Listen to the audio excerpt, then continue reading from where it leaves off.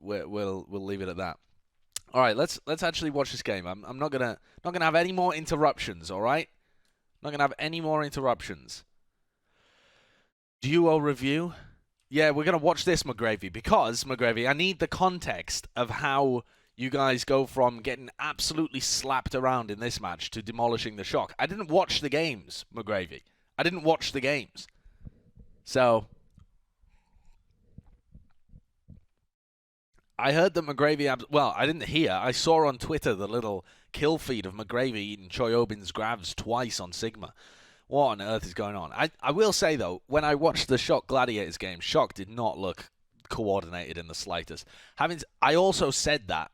I've been saying that for weeks on Plat Chat, that I thought that Shock didn't look good in their Dallas game, but it was impossible to not put them in like the top 1, top 2 position because they're the fucking Shock, aren't they? So bad mental and bad comps versus Seoul, good mental and good comps versus Shock. Well, that's all you need to win apparently. One of those grav eats was literally telegraphed. You mean literally? All right, so what's going on here? I still have yet to really figure out why teams are trying to force the Zarya so much on these maps. But I guess it's just to get value out of the Doomfist. Okay, so the Dynasty... I'm just going to play this through. Wait, what the hell? So I didn't get an opportunity to watch this game, as I said. So I'm not really going to do a VOD review of it so much as just watch it in real time and kind of talk about what's happening as well. Shock are bad. It seems to me when I watch the Shock that they look like they're just winging it. That they're just absolutely trying to YOLO it at all times. Alright. They managed to get the stun. They killed Gesture. They've already killed Fitz really early on. Fitz makes a swap over to Doomfist as well. They're trying to take the high ground again.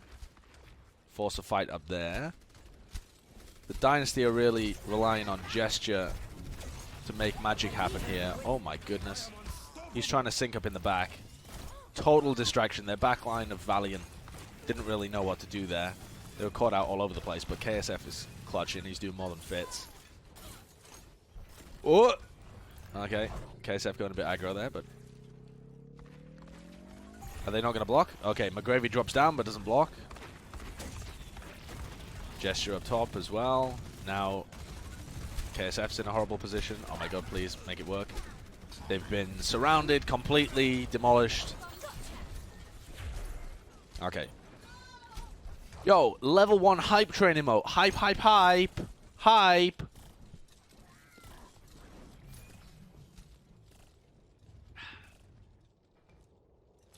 I think all teams are winging it right now. I think even with this really big break, it still feels like teams are winging it. Alright, so they go out really aggro, huge pick onto Badoshin. Great work from KSF. Dreamer gets punched all the way back though, and that opens up space for this. Grav is used but only onto Marvel. Oh, please keep other people alive. Why are you going that far forwards, Lastro? There was a Grav back here and a fight back here, and Lastro's like here. But it's all good. It's all good. Prophet's chewing people up. Where is Prophet? Give me the Prophet cap. Taking the nano boost, just wrecking fools. Prophet and Fitz are such a gnarly DPS duo. We haven't... All of the hype around Fitz, though, is basically hype. Like, we haven't really seen him last year do anything amazing. But... all of the reports from teammates and from him playing other heroes and stuff outside of what was available in 2019 were just that he was an absolute nutter. Dude, yeah. Prophet with Toby on Brig giving him armor with a nano boost. I mean, just outrageous.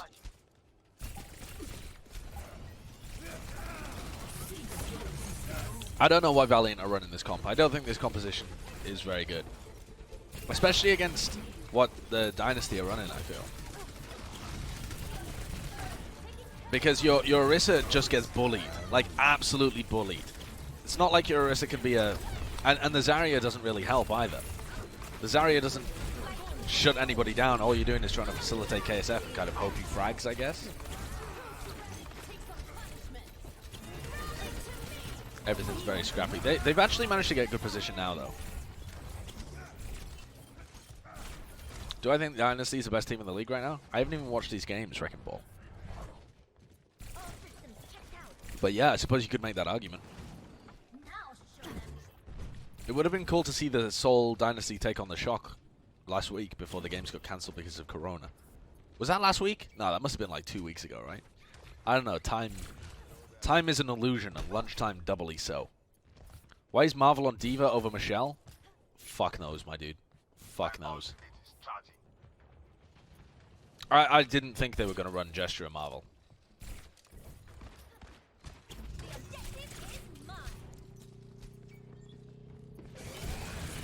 I remember seeing a little bit of this and being puzzled as to why it happened.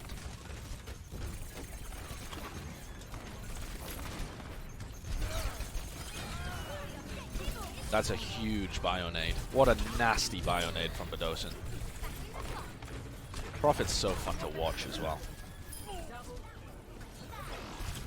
Marvel's, yeah, I mean, maybe it's for his Sigma.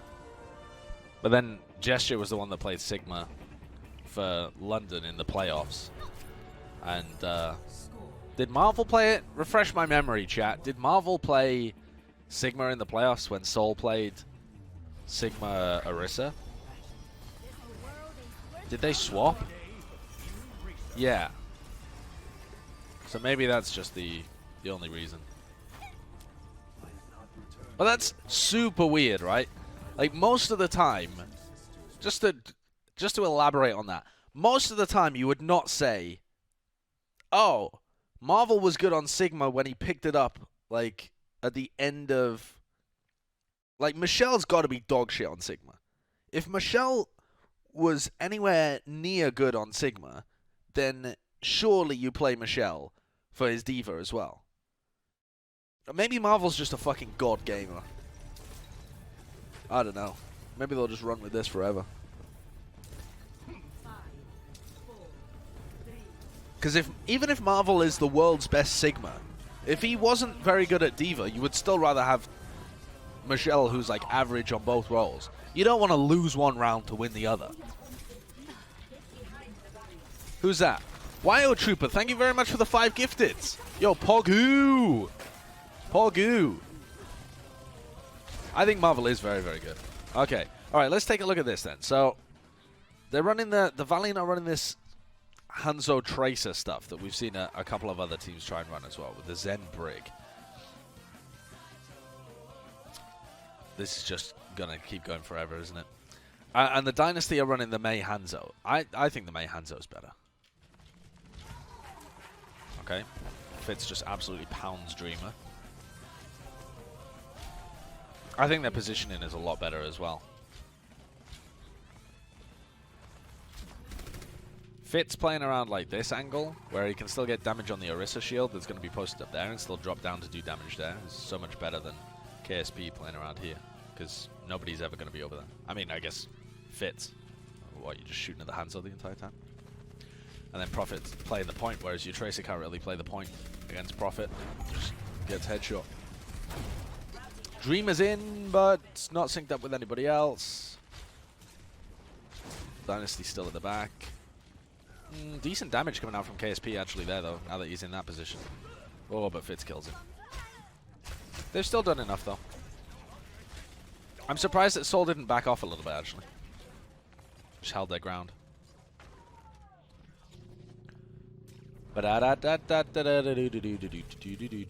Toby's switched now as well, over to the Brig.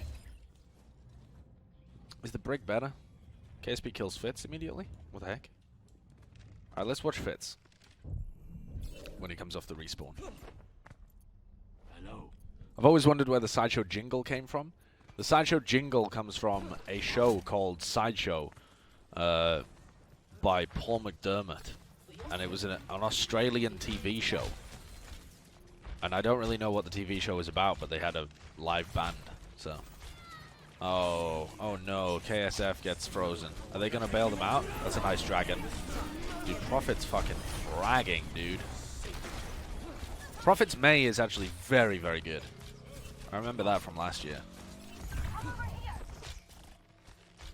Profit's everything is very good, right? But I want to keep an eye on Fitz because people gassed him up a lot. I still maintain that in 2019, Fitz wasn't that impressive. But a lot of the reports from like the off-season and people saying in scrims and stuff was just that Fitz was bananas on a range of different heroes. So that's where all of this hype came from about the Prophet and Fitz duo. And I think Fitz did slap in this match, or the one against the Shock. Like, one of the matches, Fitz apparently went mega tier. Marvel is fucking giving them the business as a solo tank with the rest of the Dynasty. And Fitz and Gesture are just wandering around the map trying to... Hello. Trying to set up picks. It's an interesting way to play the Orisa. Oh, Fitz looks exposed. Oh my goodness. Yeah, he is. You let Lastro get into a really good position there. Fitz played incredible against the Gladiators. Prophet outshined him in this game, though. Sigma present. The Clown Fiesta begins. Yeah, yeah. You were here and watching when I made the parody to the Sideshow song. I don't know whether it was a parody so much as a bad impression of it. Okay, so now Marvel's playing on the left-hand side. They're just looking to do damage to the Orisa shield, looking to put pressure on. With KSF playing the Tracer, they just can't contest the point. So, I think this is just a bad comp. Oh my god. And also, KSF just gets one-shot by Fitz or Prophet if they look at him. So, I don't think the KSF on the Tracer here is a good play. You missed the halt? You missed the halt arrow?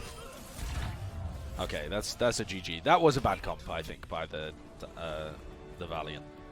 Not that they... I don't know whether they played it particularly badly, but I think the comp was bad. Alright, let's go Dorado. This is a quick game. Prophet carried on Dorado? Okay, let's watch the Prophet POV on Dorado then. Well, let's see the Prophet show. Do I think Badoshin is shot? Hey, Custer, how's it going? Just wanted to make sure the paperwork is all in order for when Valiant finish top 10. Are you watching this match? Does this look like a top 10 team to you? Do you think any team is top 10? It's a coin flip, you fool. Every team is going to be exactly average. They beat Shock. Everyone's beating Shock right now. Yes, yeah, at the moment, Valiant do look like they're doing pretty well. I just have to remain some kind of hope and optimism, retain some hope and optimism that I won't lose that bet with Custer. Seoul does look good, yeah.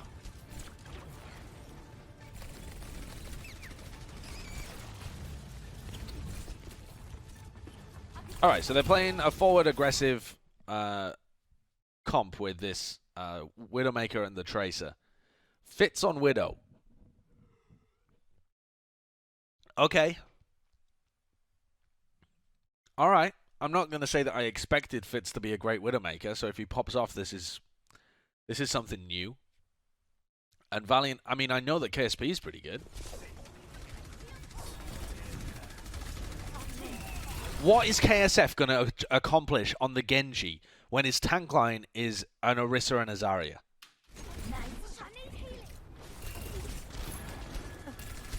Please don't tell me they stay on this.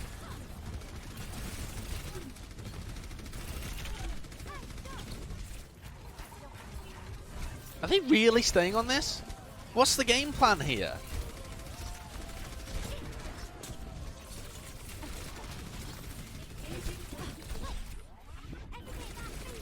Oh, McGravy moved out of position. That's really nice by Gesture.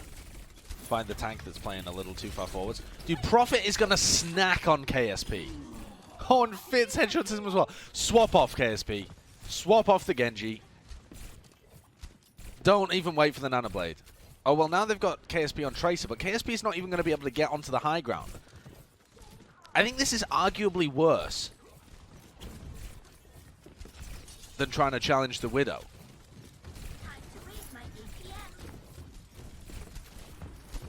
This is going to be so slow. Oh, he didn't. Oh, nice eat. Nice eat from McGravy. Okay, well now Prophet's on the low ground. Now the Valiant have a chance. As long as they don't just get absolutely rolled in this fight. If they had managed to... This is nice aggression from the Dynasty. If they had managed to disengage at all, Fitz is hitting his shots. If they had managed to keep anybody alive so that they could actually go aggressive while Prophet is still on the low ground, then they would have had a chance. But now Prophet's back up on the high ground. They're still holding on for this Genji blade. Okay, so he's going to challenge the Tracer that he knows is under here.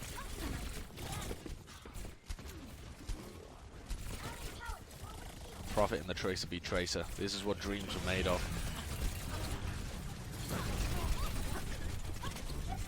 I don't even think it's necessarily that Prophet has the best aim on Tracer, but his timing and his awareness is excellent.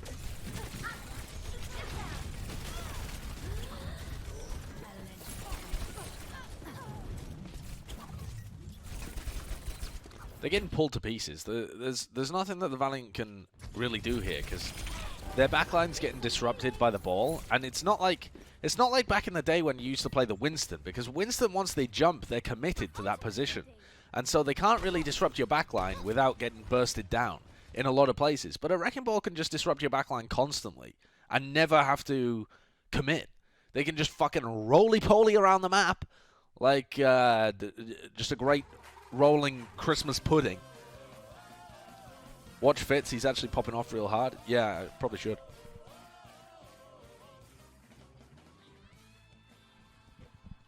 Mudbay, thank you for the Twitch Prime, and Joba and Yo Mr. Knight as well. Thank you for the subs. 60 seconds remaining. Let's dial this back a little bit and watch Fitz actually. Wait, where is he? Here's Fitz.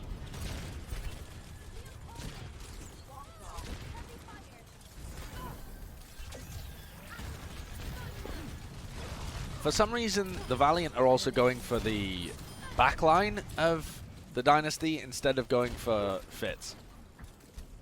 Which I think is just obviously the wrong call, because if I mean, Fitz is the easiest to dive, I think. But Ocean and Toby can peel for each other, and they've got sleeps, and they've got bashes and whip shots and all sorts of stuff. At least if you put pressure on Fitz, he can't shoot.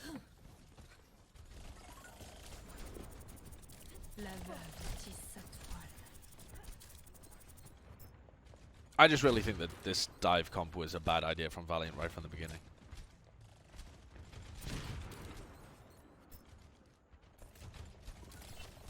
It was especially bad when they were playing the Orisa and the... Oh my goodness. So Nana Blade. I should call it Marvel. Gravy is demagged. McGravy was out there without any of the rest of his team being out there as well. They got a couple of picks though. But the Dynasty could definitely win this. They'll have an opportunity to contest. Gesture's going to be back. Okay, this was the wrong time to observe Fitz. I should be looking at Prophet or Gesture. Pop-off potential?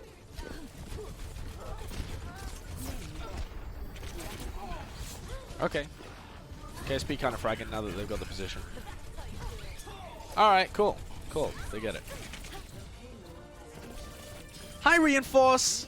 Hello! I don't understand the NYXL thing either. I mean, my speculation when I read the NYXL can't play thing is that they don't have...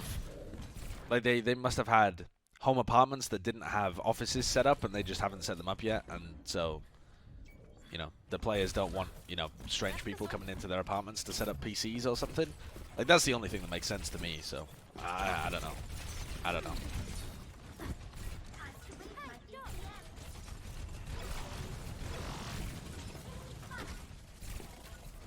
Alright, let's take a wider angle. We need to look at position in here. I don't want to look at Fitz or Prophet individually playing.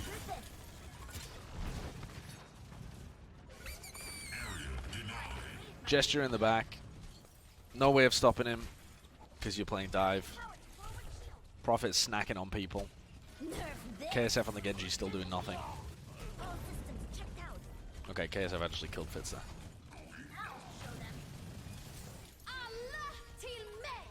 Oh, and Prophet's gonna get killed here as well. That rally's pretty nice.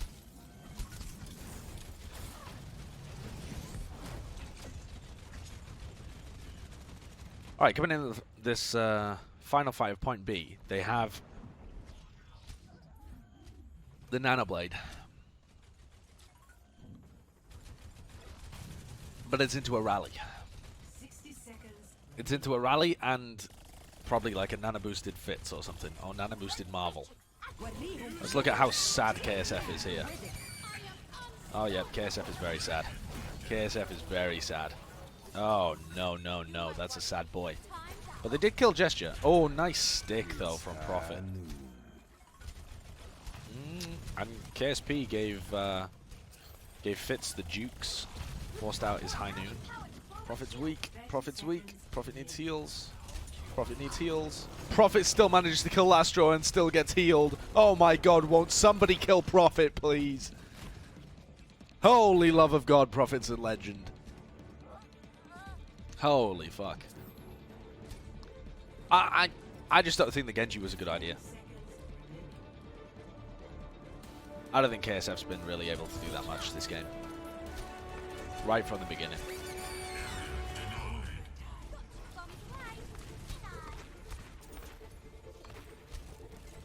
And I would have preferred them to just play some kind of Mei comp. Some kind of Mei Orisa comp, some double shield kind of shit. Use the Sigma shield to push Fitz's Widowmaker away at the beginning. Use the Mei to try and zone out Gesture and Prophet. I think that would have been better.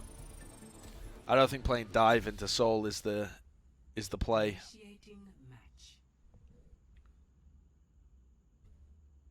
Wouldn't Doomfist have just been better than the Genji?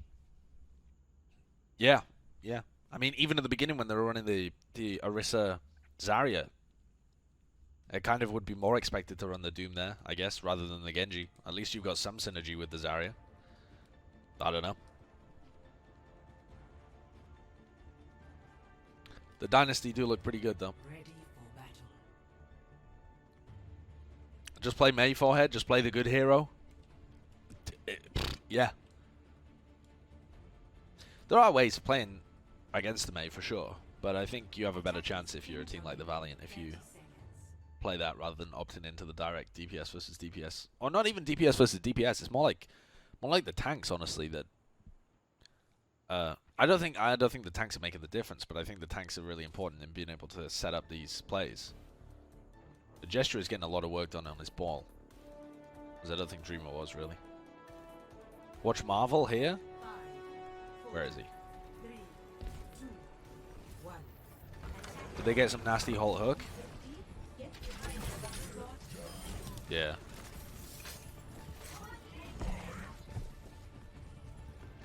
Yeah. But that's like something that the Valiant could have done as well.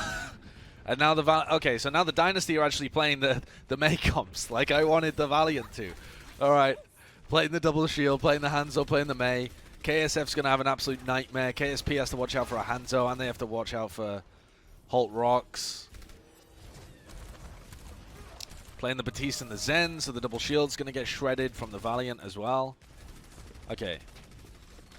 Working their way up around the high ground. I think the Dynasty have a much better read on what comps are good right now.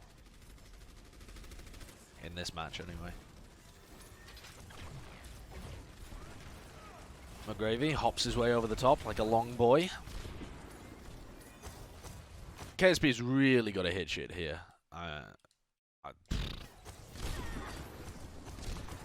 Okay, Prophet dies. Toby late with the Immortality Field, trying to get the pick on McGravy. Overextended slightly there, actually.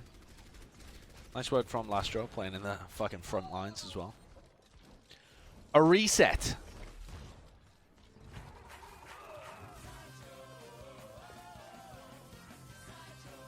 Blanket Skunk. Thanks for the new Twitch Prime. How do I rate Seoul's coaches? Who the fuck is coaching the Seoul Dynasty again?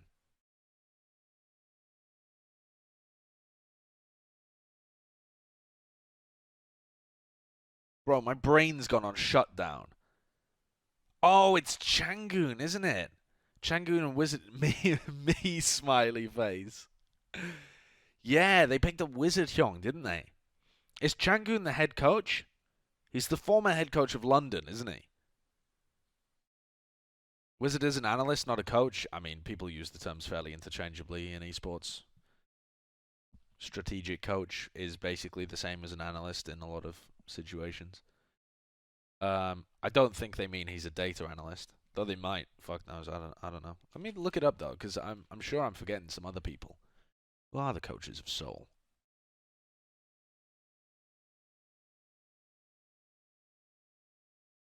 Oh, Hokyuri is the general manager. He's always been the general manager. Yeah.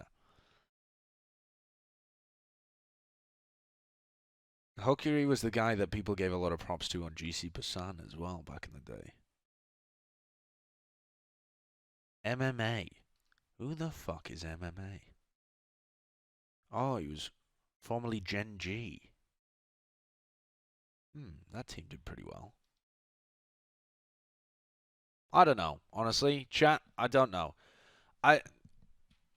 Trying to rate the coaches on a team like the Dynasty is a literally impossible task because they've got Wizard Hyung, who seemed to do very well with the NYXL, but gasses himself up all the time. Then was really quiet when he was with the Justice, and then the Justice didn't do very well, but then then he's moved over to the Dynasty.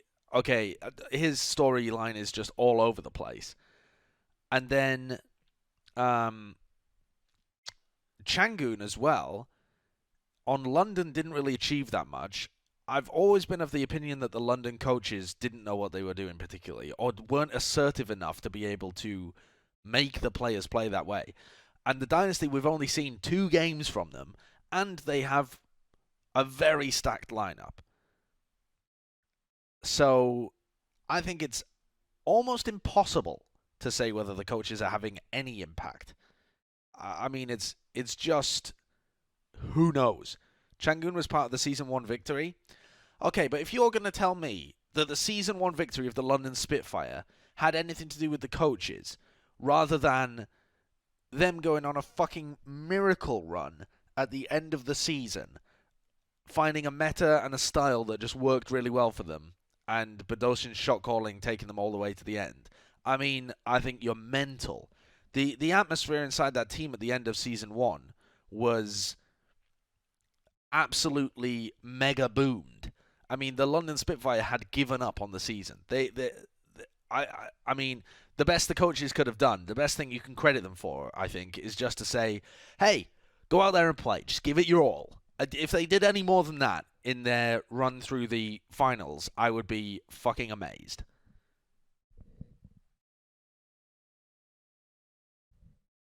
The narrative that Seoul is stacked after 2 games from preseason, half the analysts were middle of the table on them because they thought their team was washed, is an interesting one to me, to be honest. I think, where did we put the Dynasty on Plat Chat? I think we put them at like 8th, something like that.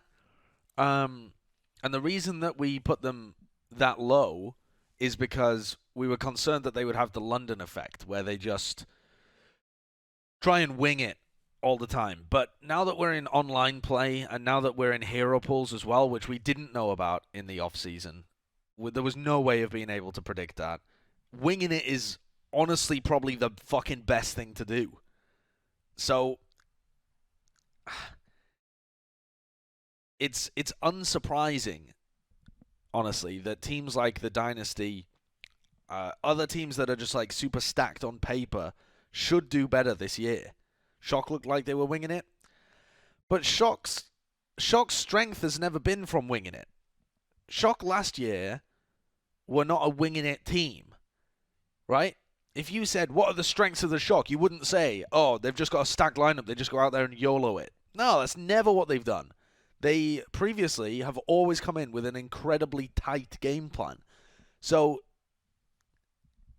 I think it is a direct nerf to teams like the Shock, and probably the NYXL as well, to be playing a hero pools kind of thing. It just goes completely counter to their style. Like Shock, NYXL, and Spark, 3 teams that I think you would expect, because of hero pools and online play, to do a lot worse than they did in 2019.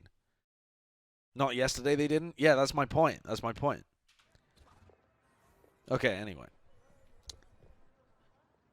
Also, the idea that any result from this week is going to be indicative of any result next week, you are kidding yourselves, chat. You are kidding yourselves. We're in the coin flip meta out here.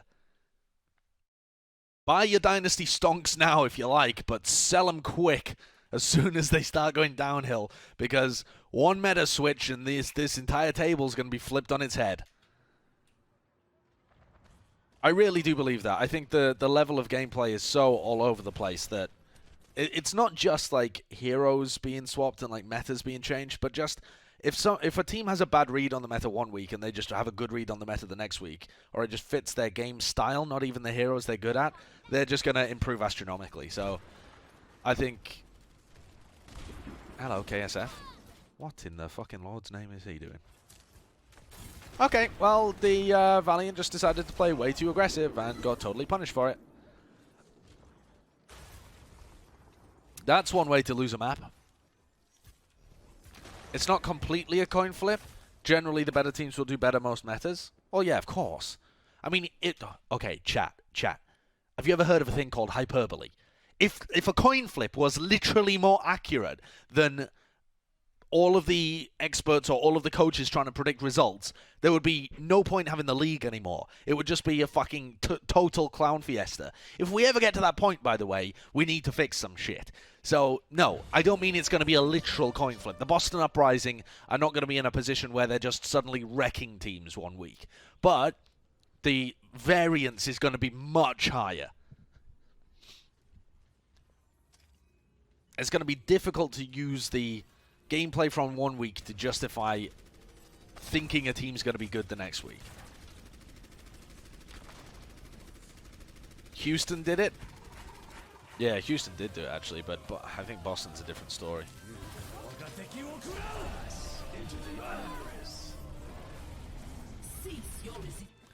Nivarod, thank you for the 7 months. Thank you very much. Okay, they're just kind of getting slammed at the moment. Okay, the flux is pretty big. KSP with a nice pick. But no. Marvel with a great flank. Marvel plays Sigma like nobody else I've seen, actually. He's solo tanking on flanks instead of playing double shield. But that's what you can do against this composition. Oh my god, what am I doing? I ult-tapped. Like, why would Dynasty need 2 shields against what the Valiant are playing? They have no shield break. Why would you ever need more than just a shield to be able to defend yourself from Valiant's composition? You wouldn't. So Marvel's allowed to go on these flanks because you don't need to double stack the shields because there's no shield pressure. Because KSF is running Tracer and KSP is running Widowmaker. They're running a pick dive comp kind of thing. Pick mobile kind of composition. Marvel's kind of getting bullied back at the moment, though. What in the Lord's... Well, okay, that was a bit of a whiff, but... Lastro, hello, my dude? He's hunted for Marvel. Now he's up on the high ground. This could be great. This could be an absolute throw. Okay, where is the Dynasty here? What is engaged? Fitz is taking a 1v1 versus KSF back there, but Dosen's up on the high ground.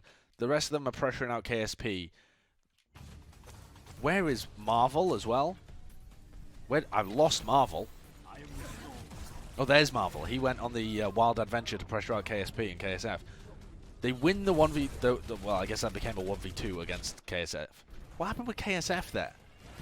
KSF was trying to kill the Hanzo. He's worried about the Hanzo. Takes 2 shots. Goes back in. Questionable double blink into 4 of the Seoul Dynasty.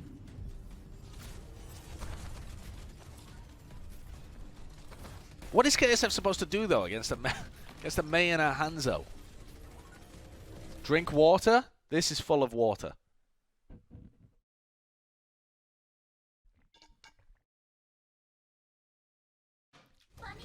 I'm drinking. Glug, glug, glug.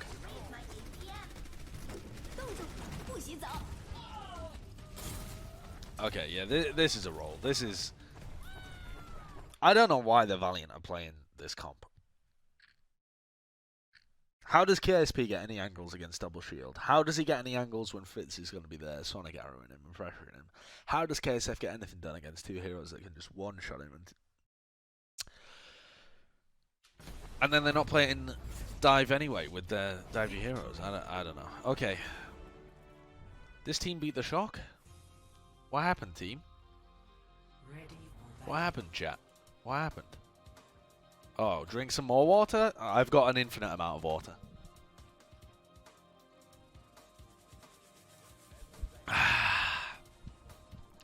Next game they played more May and they win. 30 seconds. The Shock beat the Shock. The Shock threw. The Shock looked pretty all over the place in their Gladiators game as well. You know what it gave me? You know what it reminded me of when I watched the Shock Gladiators game? It reminded me of when the Shock played their all-Korean lineup on Busan last year. Was that in the... Do you guys remember that? I think it was stage 3 or something, where every time they played on Busan, they would sub in Striker and... Fuck, was it Striker and Rascal or something? And they lost like every Busan game that they played. These were the guys on the bench. They subbed in like Striker and Smurf and somebody else. Was it? Oh, it was Architect. That was stage 1, wasn't it? Bro, it all blends into one. I don't fucking remember. I can't remember. Yeah, it was. Yeah, they did that in stage 1. But didn't they also do it towards the end of the season as well? No, they were really good at the end of the season. It must have been stage 1. I don't fucking remember. I don't know. I've given up trying to recall things.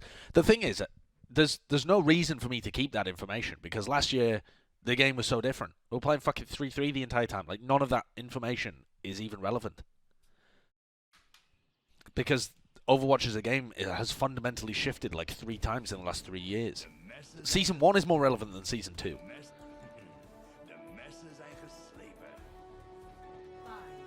4, Except hero pools.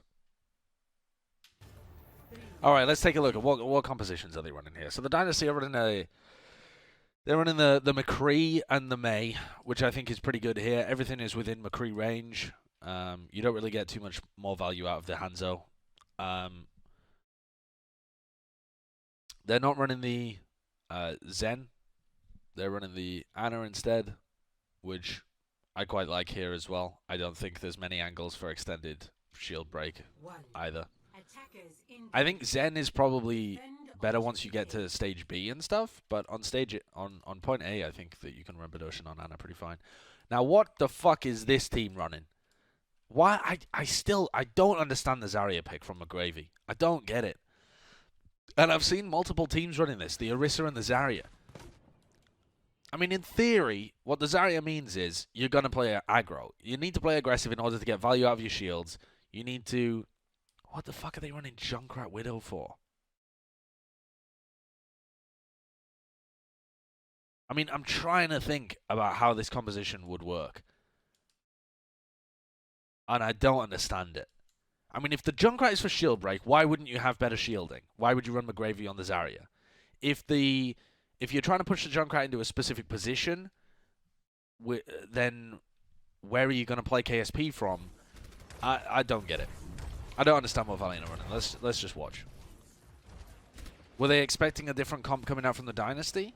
Is this them expecting them to play some Wrecking Ball shit? Well, they can now see what the comp is, so they would have changed if that was the case. So they must have been expecting them to run the May McCree.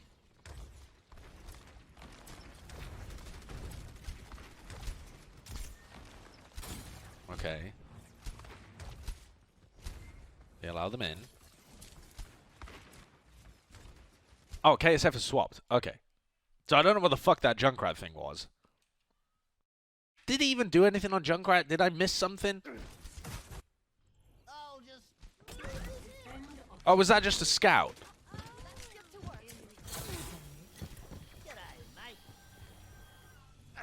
Oh, I see. Okay. Kind of weird to run the Junkrat to scout, but...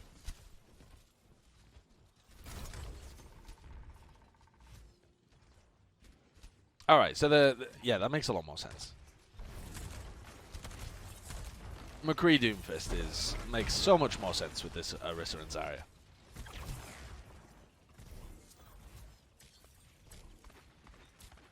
So you got to watch for KSF going aggressive in the back at the same time as McGravy swings out here to bubble him or something.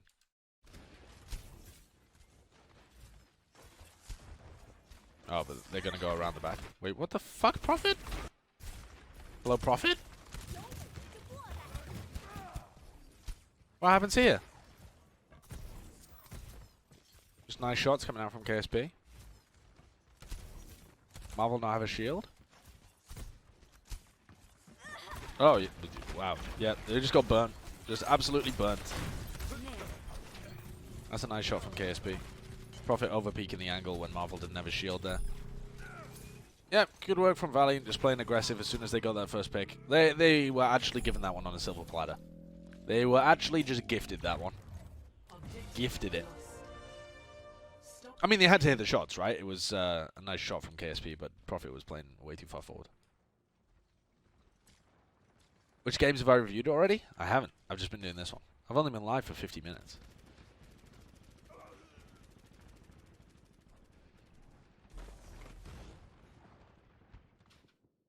Alright. The Valiant push, really aggressive, trying to get a pick from the respawners. And they feed. What went wrong there? Come on. This is pivotal. If they can keep this momentum going, they should be in a great position, right? What's KSF up to here? So they know that the payload's going to stop at the gate anyway, so they want to push forward and try and get some kills. Oh, the barrier's already been used. KSF, please, no, you don't have a Zarya bubble. Oh, no, no, no. Toby in a really nice position there to be able to put damage on him from behind as well. And to get an immortality field onto Prophet. Well, I mean, that didn't work out the way that Valiant wanted it to. Let me go back again as well.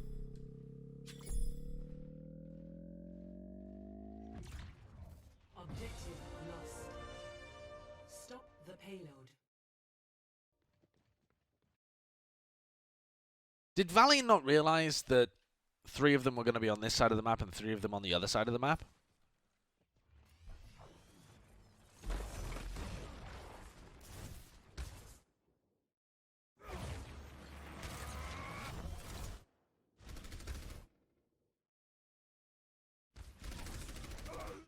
I don't know. I think that's just KSF botting out. If they had killed the people over here, then they could have still been in a great position.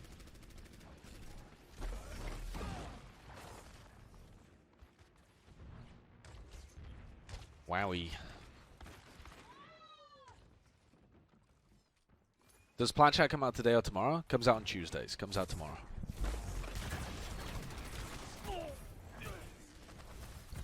Even Dogman was saying on his stream last night that only a week to practice is extremely stressful and not fun. Why are you saying even Dogman was saying that?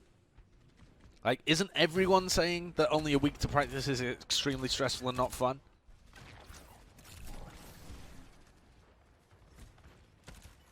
What maps have I reviewed already and who won? I reviewed the previous 2 maps of Nepal and Dorado, and Dynasty crushed both of them. Some very questionable compositional choices coming out from the Valiant. At least with this comp you can see what they're going for, but KSF's got to carry. I mean, KSF's good though. Oh my god, Dreamer's getting shattered. They've just got no shield pressure. They can't get their people in position at all. Nice immortality field as well. There's nothing the KSF can do. I mean, he literally just gets countered by 1 immortality field. It's not a sustainable... The thing is, you should never be playing comps, in my opinion, that require somebody to go apeshit insane in order for you to win.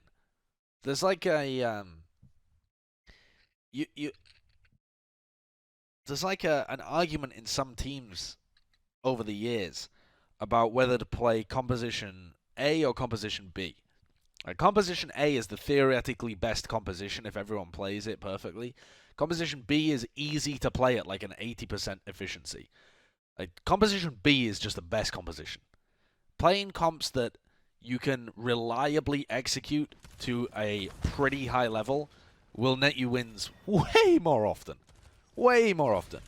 Ease of execution is such an important thing to consider that really doesn't get talked about very often. But, I mean, the Valiant comp is not easy to execute on, in my opinion. I mean, KSF has to really outplay the Dynasty in order to get picks because they have a lot of things that can shut him down. Amp Matrix to zone. KSF's in. They do manage to find the pick on Marvel. Oh, Fitz, what in the fuck? Fitz fell off the high ground.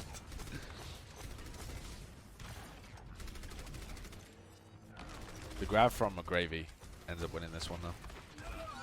But Dosin didn't have his Transcendence available. Pretty much because they won the first fight and Badosin was on Ana, right? That shouldn't really happen across the rest of this match, though.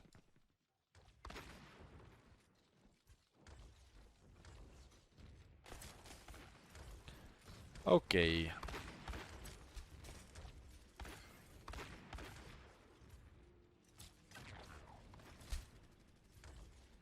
So now they're going to keep this one pushing. They're going to take a fight on the left-hand side.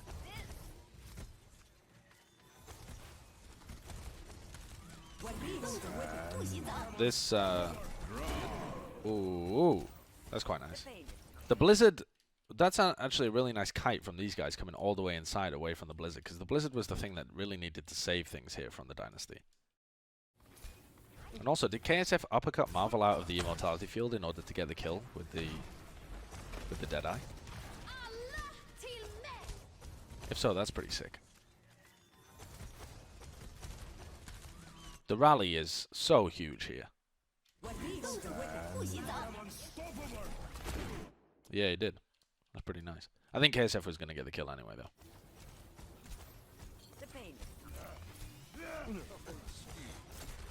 I think arguably the Dynasty should have made a play to kill these people on point, to use their Blizzard and play aggressive on point instead.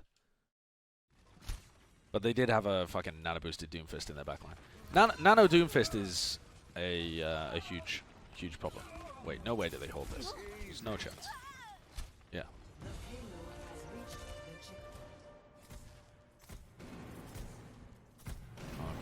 Okay.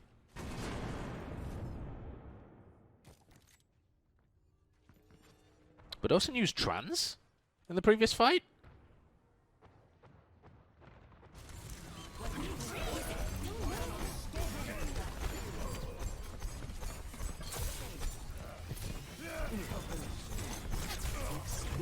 No.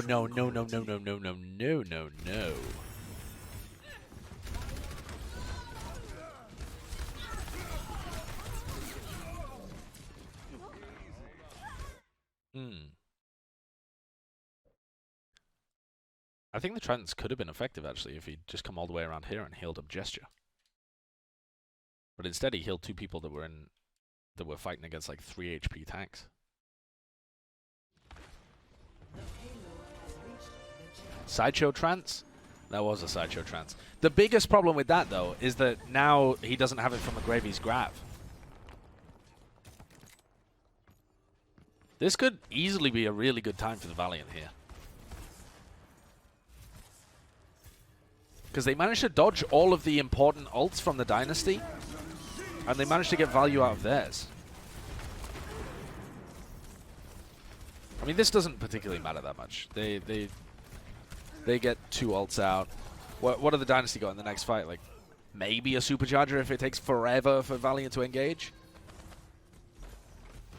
But a big grab here from McGravy could be huge for them. And then you've got a Nano Doom for the closing fight. Definitely workable here for the Valiant. I think even the casters called it a Sideshow grab. Oh, no. Is McGravy about to throw this one away? No.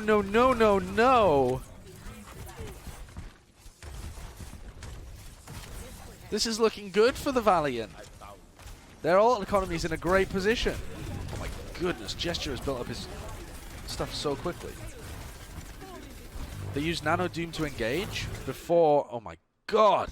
This is the problem with not having that second shield. They're taking so much damage on the approach, but they're trying to force their ults through. Look how quickly everyone on the Dynasty built those ults up. Gesture was at like 60%. Prophet was like 40, wasn't he? And he's got a Blizzard already? What the fuck? Yeah, look at this. The beginning of the fight, or rather the end of the previous fight. Prophet's at 40%. 40%! He built 60% Blizzard! On the approach! Because they only have one shield, and it's an Orisa shield, and you don't want to use it as you approach.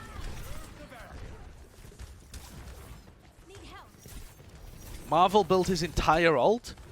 No, he doesn't. Does he really? Oh my word. Oh, using the Nano Doom there is horrible.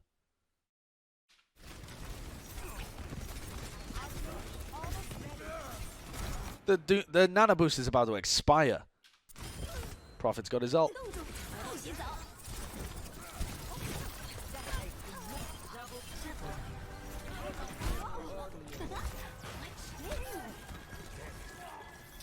Oh, no, no, no. He was at 11%? Yeah, so he builds like 50%. Yeah. But that's the same amount as Prophet.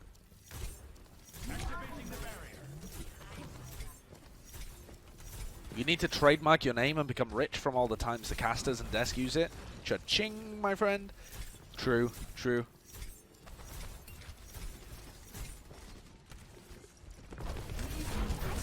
Aggressive wall. Oh, do, do, do, do, do, do.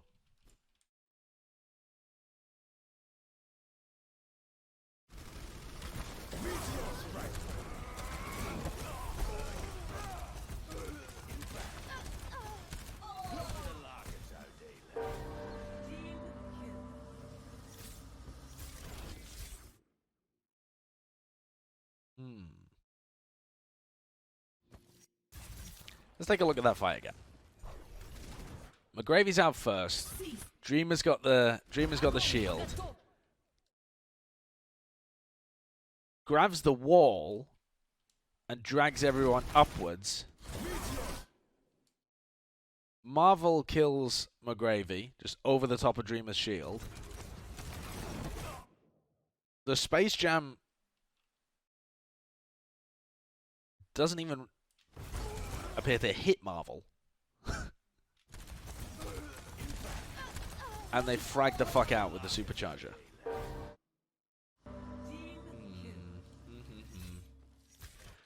I think this is also just a demonstration. I don't even want to say that that grab was shit, to be honest. I want just to point out that games are won and lost by how you play the neutral fights, in my opinion. Like, almost all the time, the neutral fights are the game-defining thing, not really the ults. Like, how you play aggressive, how you control space, what choke points you fight in, this kind of stuff. That's normally more important than the ultimates. Even if you have a big ult advantage, you can totally outplay the opponent by just playing your neutral engagement better. And so the composition that the Dynasty are running, even though, I guess, like, okay, they use the supercharger, which is actually an incredibly impactful ultimate, but even if Dynasty hadn't used any ults there, the fact that they have so much better shield presence that they can spam relentlessly into the Valiant is just winning these fights. It doesn't matter what ults are up, because Valiant don't even get an opportunity to use the ults. So it's something that a lot of people talk about a lot, is like different ult synergies and stuff within comps. Just how the characters work in neutral fights is the most important, not really the ult synergies. So now McGravy goes, he was thinking about going to the D.Va, and now he goes over to the Sigma. So now they've got an ability to approach. The D.Va also gives you an ability to approach, but I don't think the D.Va's as useful in this point C, right? Because it's just, there isn't much high ground to really attack. There isn't much space to be able to zip around. So you might as well just have one shield to approach. Bye-bye, Acromos.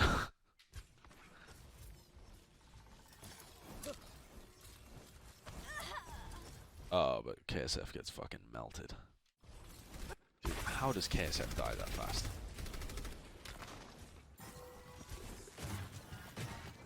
Let me 0.25 this one like carefree.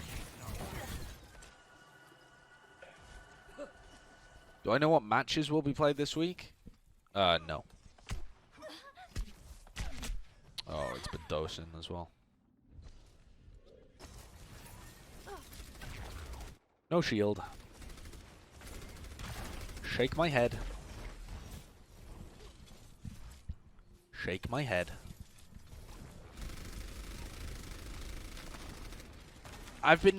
This headset is really painful, and I have a fucking dip in my head.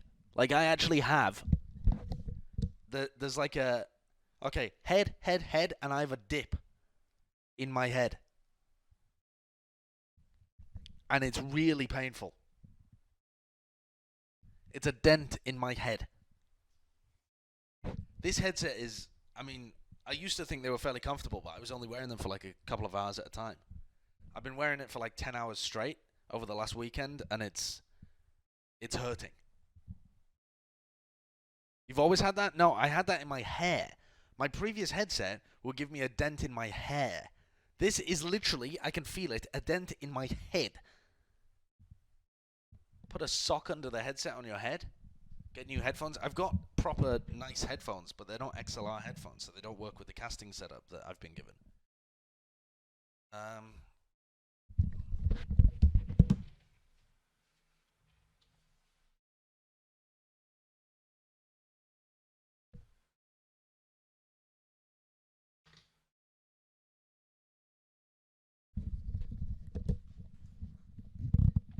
Okay, there we go.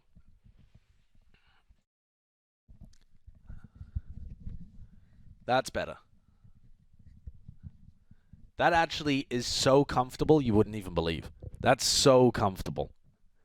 Oh, that feels so good. Why doesn't everyone do this? All right.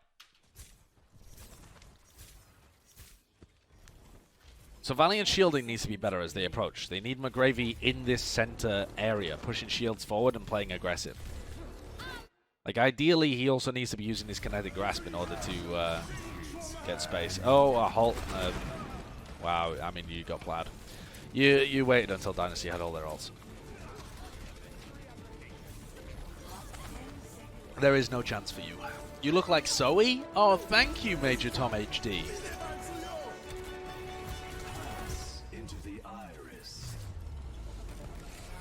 Alright, so Valiant managed to get away with point B, but that was it. The shirt on your head really brings out your forehead. Thank you. Thank you. Who do you think is getting more out of their roster talent, Valiant or Paris? We haven't even seen Paris play on this. Listen, questions like that are impossible to answer this year because what meta are you talking about? Paris looked really good when they played one meta, and they didn't look that good when they played the other, and then they rebounded, and we haven't seen them since then. You can't have these kind of discussions properly anymore. Like, I guess Valiant, because they had on paper worse talent and they've managed to have some successful results, but also maybe Paris because they've revived dead players' careers and made them look good, but only on heroes that they're good at. I don't know. It's pointless. Pointless discussion. 5, 4, 3. Thoughts on the new bands? What is it? Like Wrecking Ball Brig? Wrecking Ball Brig May something? I didn't watch it last night. What was it?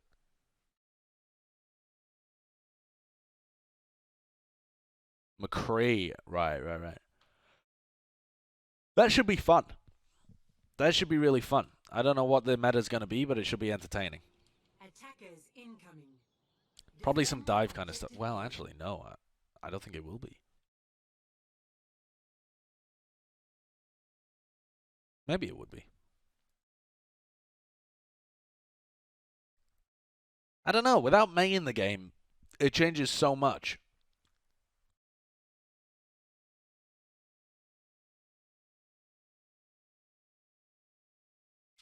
I don't know. Honestly, I'm not even going to make any predictions as to what the meta is going to be because I think it's bust wide open without Mei.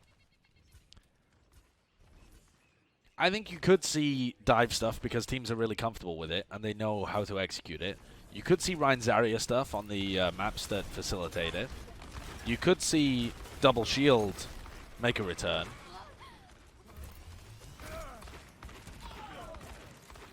Doomfist being played quite a bit still. Okay, so Valiant have to play aggro like that, which I quite like. If they're going to play with the Zarya, they need to play aggressive like that. And they need to keep putting KSF in positions to succeed. Is it chips at time? You know what? I could see it. I could see it. How come we saw barely any dive this week? Or barely any diva this week? She got nerfed, and I think teams were realizing that pairing the Orisa and the Sigma together ended up being better than the nerfed diva with Ryan.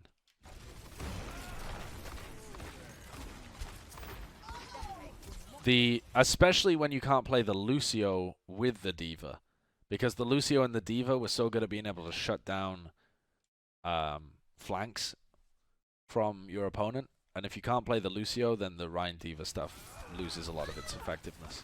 So you might as well just go back to playing Shield Wars. Is Shock boomed by online matches? I mean, if they weren't previously, they'd probably fucking are after losing to both of the LA teams.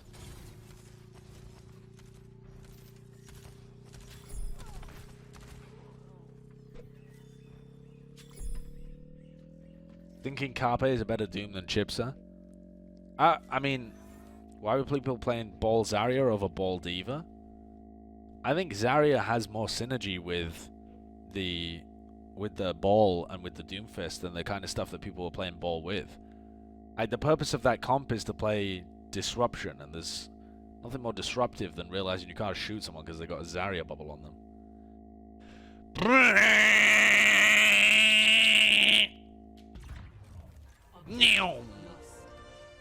Stop the payload.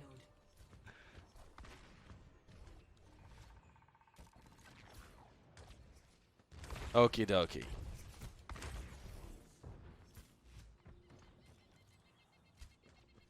So Valiant are now playing a disruption kind of composition. The Zarya, like, imagine... Okay, this is kind of a similar scenario, right? Let me launch my epic pen for a moment to tackle that guy's question about Ball Diva. I think Ball Diva can be played, but I think it makes more intuitive sense to play the Zarya in these kind of situations. Oh my god, that's why I run this shit in fucking windowless border. That's why I've just remembered. Okay. Because if you have the ball and his intention is to zip around in the backlines, disrupt the two backline heroes of the Dynasty, and kind of facilitate. He's going to be the guy that slows things down and disrupts the backline, disrupts the healing, so that you can get opportunities to take like off angles with KSP while people are distracted, go in with bubbles on KSF, this kind of stuff. The Zarya is not really going to be in the thick of it with him. The Zarya is going to be with the rest of their team, providing those bubbles onto the Doomfist and onto the ball. With a Diva, you're kind of more pot committed. You have to really go in. The Diva's just fucking useless if they just sit there. Like, if the Diva just sits on the high ground, they're not really doing anything. And if the Diva, I mean, what would the Diva do? If you're not playing full dive, then like Chengdu were playing full dive. They were playing the Genji and they were playing the Tracer. But if you're trying to play for disruption, your Diva would just be either inting and getting demec'd instantly, because she only has her... She, like, boosts in, and then she's static forever. The ball doesn't... Oh, the epic pen isn't showing, you fucking...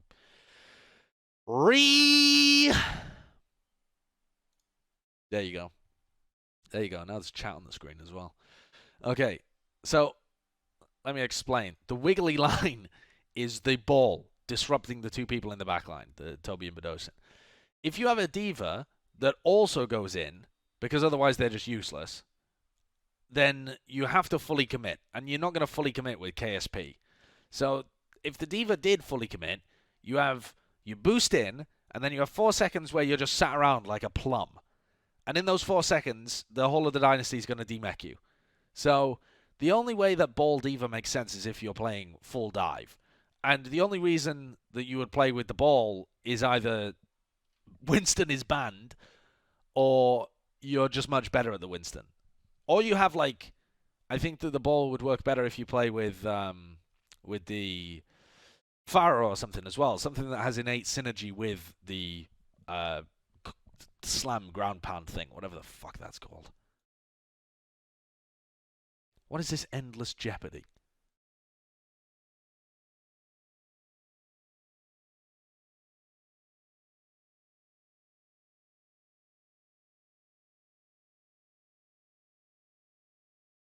What the fuck? What is this? What is this?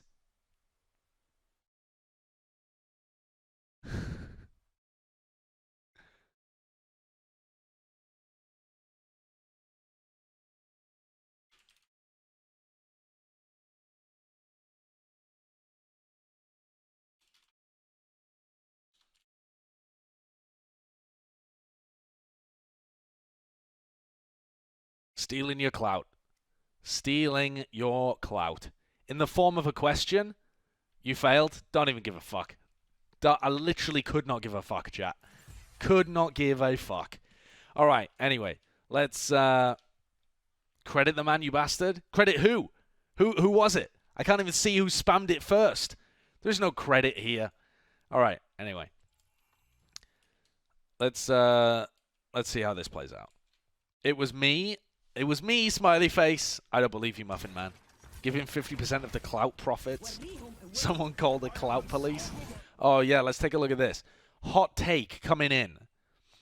Omana says, I think the vast majority of off-tank players are pretty crap at Zarya because their jobs have mostly been to one-trick diva. This makes Sinatra the best Zarya because he's the only person who uses basic understanding of the hero to get maximum efficiency. Okay. I kind of like the take, but I think you're missing something. I mean, I do think that most off-tank players are probably pretty crap at Zarya right now because they haven't played a lot of Zarya. Maybe in their entire careers, because a lot of these people did come up just playing Diva the entire time, or maybe like some Sigma, maybe some Hog on the side as well. But I don't think that Sinatra is just hands down the best Zarya, because the way that you play Zarya in GOATS is so different to the way that you play Zarya in 222, and it changes based on the composition. So even though Sinatra is a very good Zarya, I don't think that you can necessarily say that he's the best just straight off the bat because he was the best in GOATS. Like, he was the best in GOATS, but you would have to wait until we've seen much more data about other off-tanks being able to play. Like Space, for example, in that game where the Gladiators played against the Shock, played very well on the Zarya as well. He was actually very, very strong on the Zarya. And that's without Space really playing Zarya in his entire career, I want to say. Like, I think he probably has a couple of hours of Zarya playtime, if that, total, in his competitive career. Because maybe a little bit more. But I don't actually think that Poco is a great Zarya. Here's the thing. Looking back to 2016 or 2017 and saying who was a good Zarya back then, here's a hint, chat. The game's changed. They're probably not that good anymore compared to, you know, the level of talent in Owl. It's very difficult to tell. Like, for example, I still get people DMing me on Twitter sometimes saying, why didn't Giga replay Zarya in GOATS? And before I shoot myself, I respond to them sometimes and ask them why they think data about who was good on Zarya in 2016 is relevant in who would play in a GOATS composition. Most of the time I just ignore them, though. So yeah, things like Spree is good at Zarya. Poco should be playing Zarya. Cool Matt on Zarya. Fuck, I don't even remember. Like, these other people that were good at Zarya in 2017, some of them will probably still be good. Some of them will probably be very average, and some of them will probably be very bad. It's difficult to tell because that data is, frankly, totally irrelevant. So, yeah. Osama Bin Laden, thank you for the Twitch Prime. Judge my hot take. Drew, Spree is the best Zarya, no cap.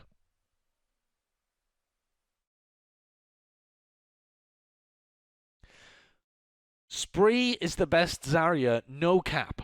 You're going to commit to that no cap? Why? Why are you committing to the no cap there? That is a hot take.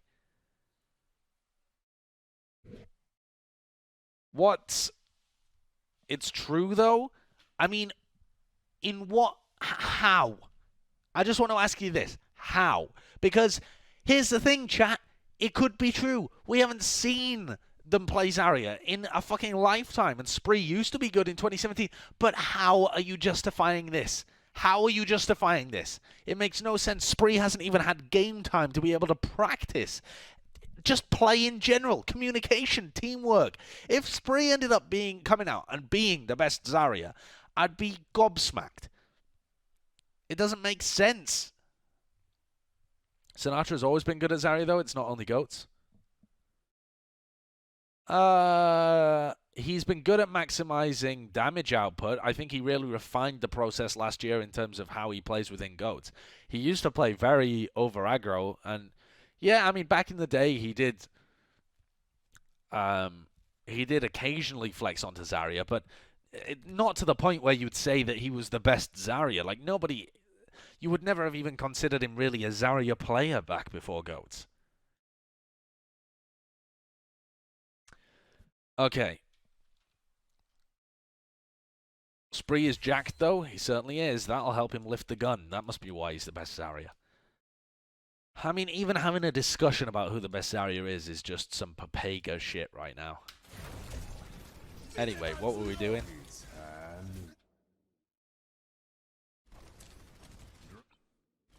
Okay, so they try and engage. McGravy takes an off angle. Dreamer goes in, aggressive. KSF doesn't find anything, so they lose. And that's really what the Valiant's comp comes down to. If KSF doesn't find anything, when they hard commit like that, they're going to lose. They don't have to hard commit. They can play purely for disruption to slow down the payload and not actually take team fights that often, which I think is a much better way of playing. But it looks like they're trying for hard engages. That's a waste of an ult as well from... Oh my god, they used the grab. Oh lordy lord.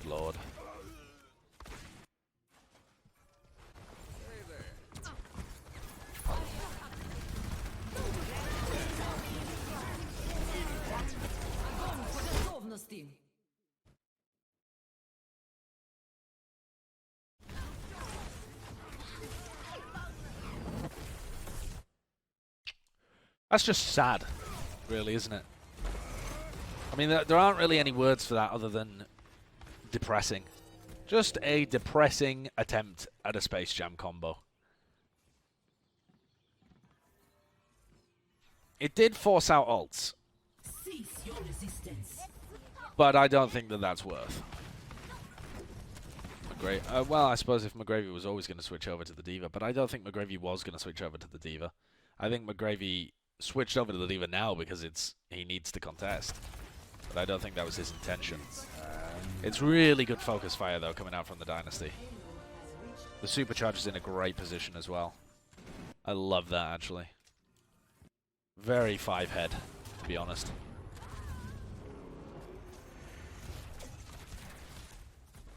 Look at this. Dynasty is setting up for one last contest. They know the Valiant are going to go for it because they've got a ball on the other side.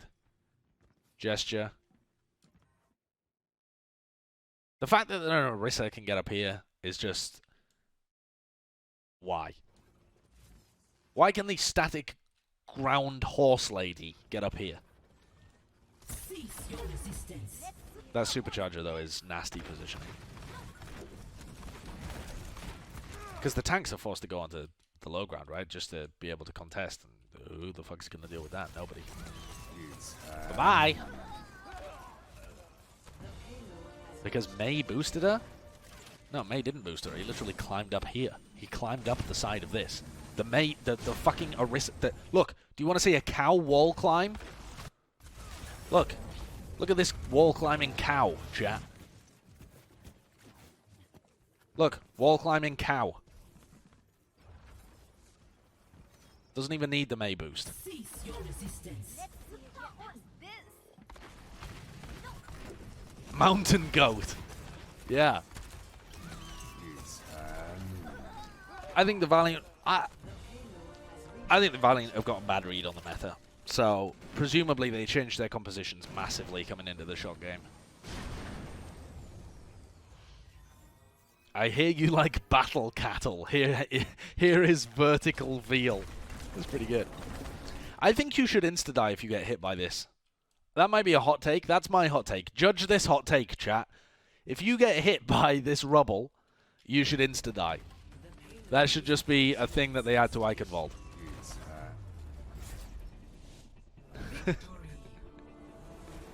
Yeah?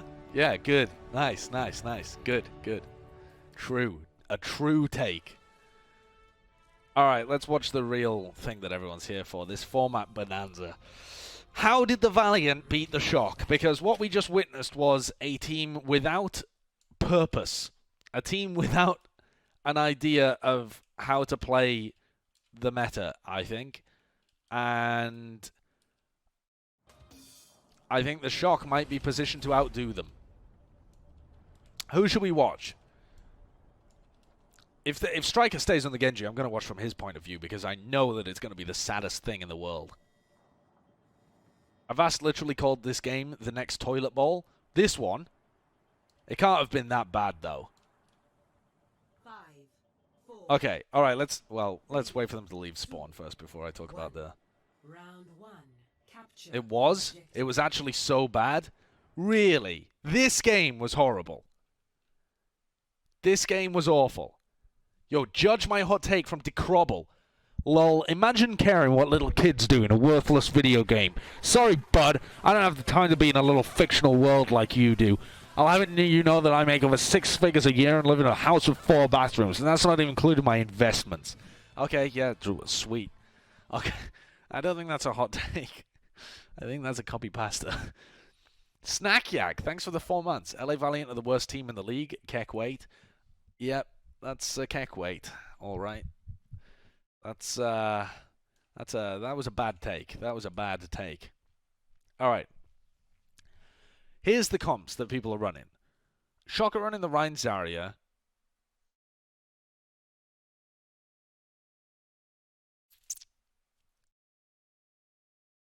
Now, to me, this seems like a composition that's going to be hindered massively by lack of a Lucio. If the Shock continue to run this, they have to play aggressive. They have to get right up in the Valiant's face, and they're going to struggle to do that without a Lucio. For the Valiant, I like this composition. They are playing the unfun hero and the Hanzo. They're not playing the weird dive shit anymore. So here's my prediction of what happens in this first fight. Shock try to approach. They bubble Sinatra instead of Super. They realize that Super's just taking all the shield pressure in the fucking world, and they slowly die. Okay, Super's actually managed to approach pretty well without taking much damage on his shield, so that's smart. Dreamer put his shield in a horrible position, seeing where Super is. You want to put your shield further back, because now Super can just walk past it and Dreamer's got nothing up. But now comes the disengage, and this is where the Shock are going to have problems, because without a Lucio speed boost, they are literally walking towards shield damage, and they are desperately... Oh my god! Bro, Sinatra just got fucking melted. Was that Lastro coming out with that? I wasn't expecting that. That actually looked like a well-timed engage from Sinatra, but he needed the bubble. Oh, he already had you... Wait. Did they not have bubble? It's on an 8-second cooldown, right? Oh no. Oh, nasty. I think someone else must have hit him as well. Maybe Rain was shooting at him. Because they know that Sinatra is the only thing that can stop them. So like Sinatra has to go in order to stop the Valiant moving here so that the Shock can catch up to them. Because there's no Lucio in the game. Otherwise, the Valiant are going to give them the old Ring of Rosie. Okay, so Lastro does die. And they have actually managed to take the... They have managed to stop the Valiant. So this is looking alright for the Shock. Except Choyobin's been frozen.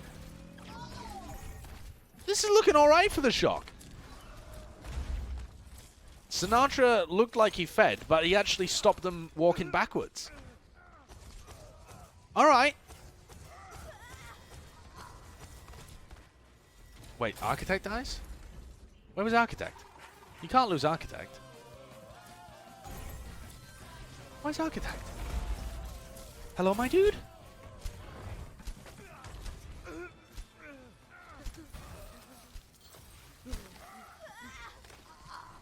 No, no, no, no, no, no, no. Your team's gonna kill that Mei anyway. Why are you running into it?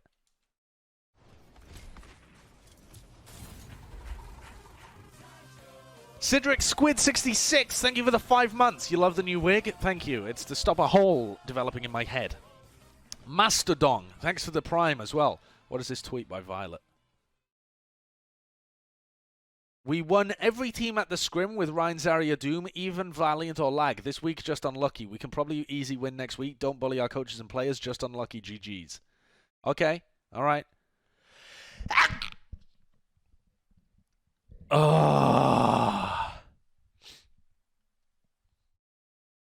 Add Yep streamer? What the fuck is this?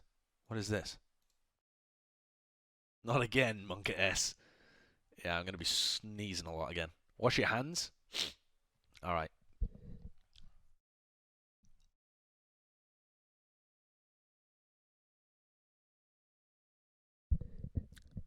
Dude, I've just washed my hands and I fucking... It's my sneeze. Chat. You are a bad example for children. I mean, I'm fucking quarantined. Chat. I haven't come into contact with another human being in like 2 weeks. It's my sneeze, so eat your own shit. Mate, I frequently sniff my own sneezes back into my... For me? What? What? Rodian Rebel, can you please approve my bandwagon form for me? What is this? What is this? I can't actually open the link, Rodian Rebel. You'll have to post it in the chat. Beth? Okay, well, yeah, I mean, apart from Beth. Alright, what is this? What were you guys saying? What is this Yep emote? There's a 505 error or whatever for the Frankazi emote. I can't add Yep at the moment. It doesn't work. Alright, anyway. What was I saying? Alright, so I think you can see there in that very first fight how this comp is supposed to work, though, right? Chat? It's like the Shock have 5 players that are going to run down the Valiant. And they're trying to just brawl them. And the Valiant need to back away and keep shooting at them. Pew, pew. They need to keep shooting at them. Pew, pew, pew, pew. And the Valiant's win condition here is getting enough damage on Super's shield that he can't engage anymore, and then they win the fight. Or finding picks on like Striker or Sinatra or something with KSP or KSF. Or, yeah, I mean, I suppose they could pick the backline as well. But just generally finding picks. The Valiant have way more shield pressure, but the Shock have Sinatra to be able to find picks. And also Sinatra can go for the backline, which slows down this disengage and can and allows the Shock to catch up. But I think on maps that are bigger, you're just going to lose without the Lucio if you're the Shock. So I don't know whether they stick to this or what. Also, I mean, when it comes down to the ults, I think Valiant have better ults. When the ults actually end up getting cycled. Coalescence wins. I mean, sorry, not Coalescence. What the fuck? Supercharger just wins you a fight against the Shock's composition. The Flux is pretty huge as well. They've got Transfer Grav, and the Blizzard is also really good against Shock's comp. So Shock need to win these neutral fights And they need to... they're relying on Super playing really smart here. Like, playing tight angles, being able to juggle his shield really nicely. Maywall. Sinatra's got pressured away. Sinatra's weak. Super now has to shield both directions because they've flanked him. They've got a shield on both sides. Dreamer dies. Nano boost from Sinatra. Sinatra needs to frag here. They need to kill the Immortality Field as well. Okay. KSP and McGravy from the other side, though, have kind of dominated.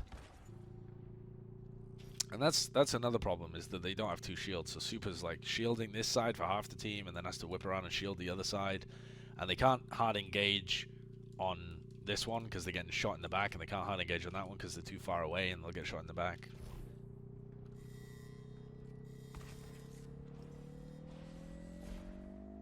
I don't know. I think that the Shock's comp is harder to play.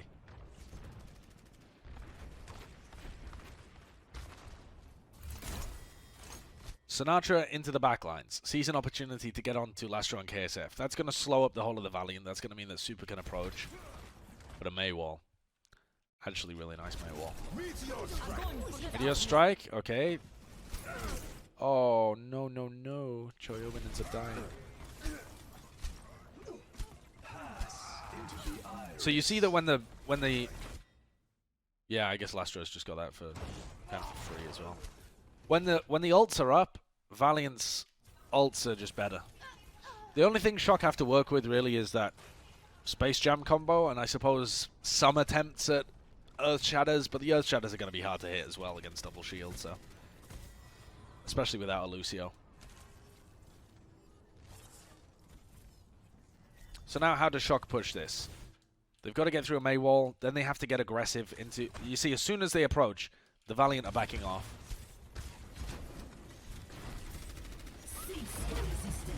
This Supercharger just wins the fight. I mean, Shock have to back off. Now they're just poking damage into them. Super Shield is done. And again, the ults are just better from Valiant.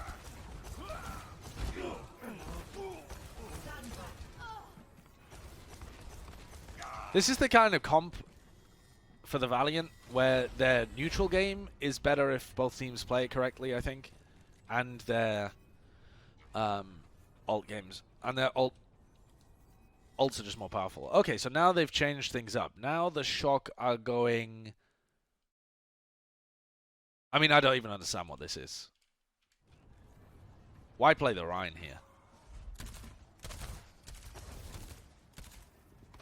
Because Super can't play anything else that would be useful.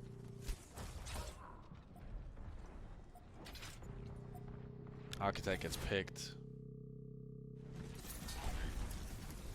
The ball is great disruption. Like, ball is really good at being able to disrupt. That's like the entire job, but you still can't approach. Now you're running dive, so I mean you like playing dive with half your team, but then Super's still playing the Rhine. So, I mean, I don't understand what that comp is at all. Why didn't they mirror? I don't know. I don't fucking know. If they'd mirrored, then I think they have a... I mean, if they start out on the Rhine Zarya comp... Okay, so there is actually a reason why they don't mirror. First of all, apparently, according to Violet, they've been rolling people in scrims. Or not rolling, but beating people in scrims running this comp. So, of course, you try running that comp. If that composition then fails, you can't switch halfway through the round because the Valiant are already ahead in terms of ults. So at that point, you have to try something different. You can't mirror when you're behind in ults because you're just going to lose. I mean, you might win if you manage to completely outplay your opponent, if you're just hands down better. But if you're not a vastly better team, you are probably going to lose if you mirror and you're at an ult disadvantage on control. Because if you're at an ult disadvantage, you're also attacking. Right? It's not like you switch up your composition when you're in control of the point. So you have attacker's disadvantage, you have ult disadvantage, and now you're on even footing in terms of the heroes. So, I mean, I think this is just total fucking improvisation, desperation coming out from the Shock at this point. But, I mean, you could see the goal with the Rhine Zarya Doomfist kind of stuff, but the Valiant just knew how to play around it. I mean, also, by the sound of it, the Shock have been scrimming against the Valiant recently, playing Ryan Zarya, McCree Doomfist, so they've kind of been teaching the Valiant how to play against it. Ready for battle.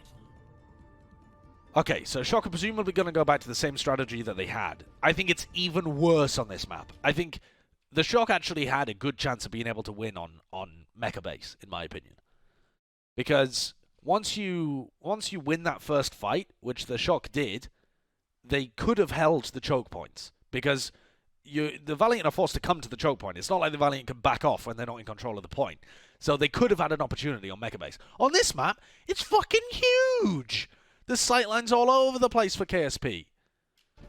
Oh, are they really going to play this Widow Tracer shit? No!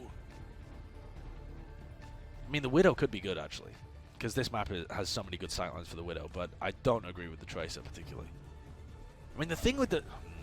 No, I don't agree with the Tracer. 3, 2, 1. Round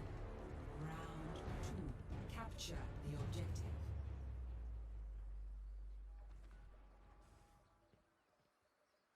Okay, so now we've got two weird compositions, in my opinion. So how do these two interact?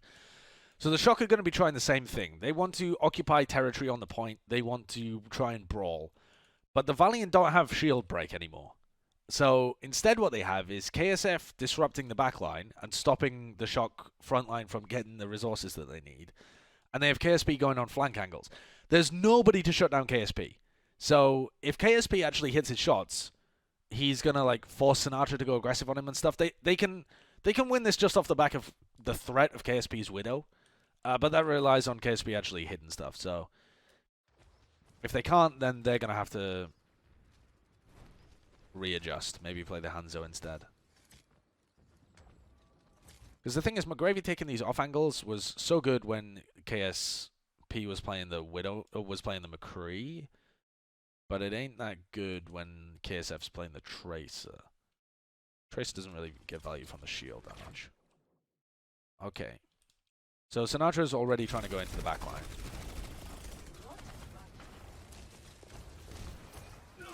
They managed to run down Lastro. No Lucios on either side, remember. The objective is now active. And now, but you've let Valiant take control of the point. They use both bubbles to be able to get onto point. They're going for targets that they can rush down. Striker finds a pick on the Tracer. Super manages to find those picks. I think that was pretty well played by the Shock. Pretty poorly played by the Valiant. But not terribly played by the Valiant. But the Valiant should not be playing that comp. Like, I think that comp is just not the right comp. Okay, back to the main McCree. Okay, now the Valiant win. That's my pred here. Now, that's my prediction that Valiant now win. Now, having said that, the Shock could generate some decent value here because they're in control of the point. It's a little bit similar to Mecha Base, except these chokes are much bigger. So on Mecha Base, you're kind of forced to come in through one of 3 chokes, and all of the chokes are really tiny.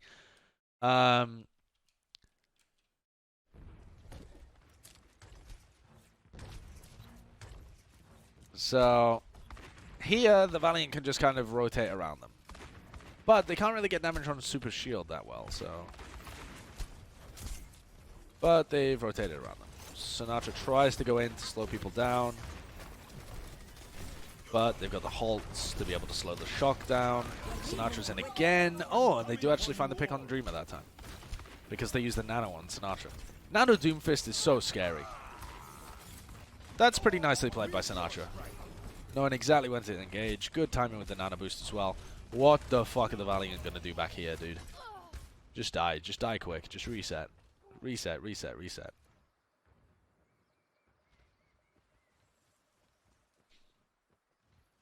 The thing is, the problem now, though, is that the Shock chased all the way back here to pick up those kills, and they don't have a Lucio, so now they can't hold forwards anymore. And holding forwards is, I think, the only way that Shock win this map. Otherwise, it's just too much space to cover with the Rhine.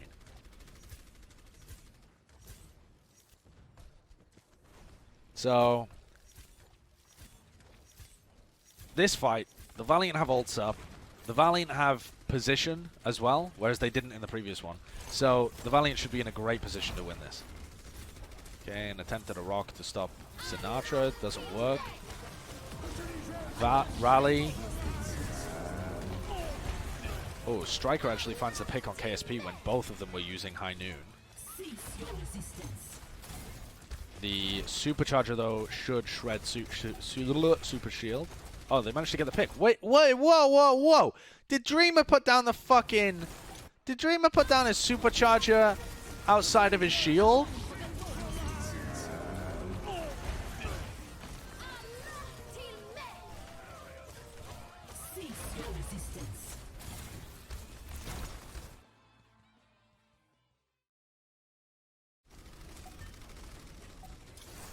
That's just asking to be picked. That Supercharger should have been huge for them. If they have a Supercharger there, so that it covers these people and these people who are playing on top platform, if they have a Supercharger here at this corner and they actually protect it with the shield, I think they shred Super Shield there. I think they shred him. Now, as it is, they still managed to get the kill because they've done so much damage at the beginning with the Supercharger.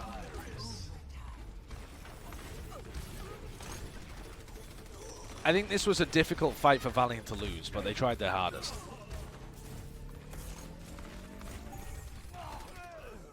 Oh, Sinatra kind of popped off. Striker got a good pick with his Deadeye, and Super played smart with his shields. But I think the Shock are kind of lucky that it was that close. I think the advantage was always to the Valiant.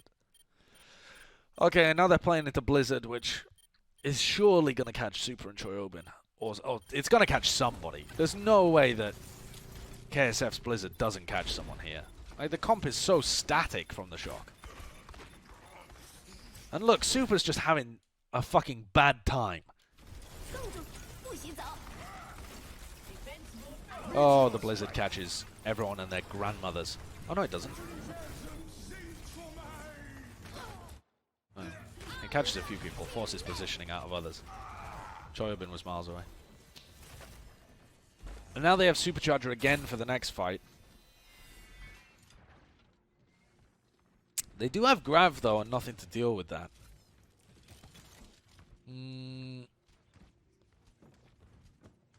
I think, though, the thing is, the Valiant can play spread. They have a comp to play spread, because they can play, like, McGravy and KSP on one side, and they can play their other three players on another side, and they can play Lastro just holding the corner, like, peeking the angles.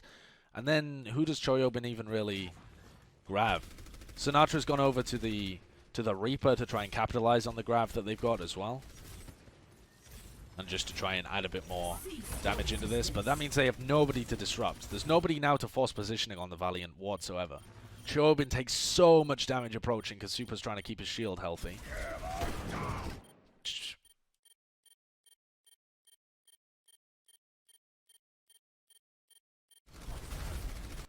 What happened there?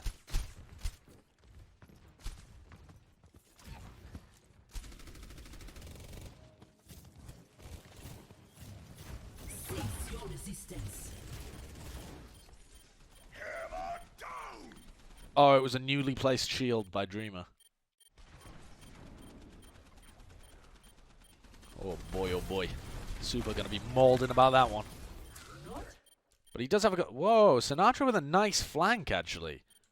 Sinatra killed KSF on the flank. What? Whoa! Hey! Oh! Hello?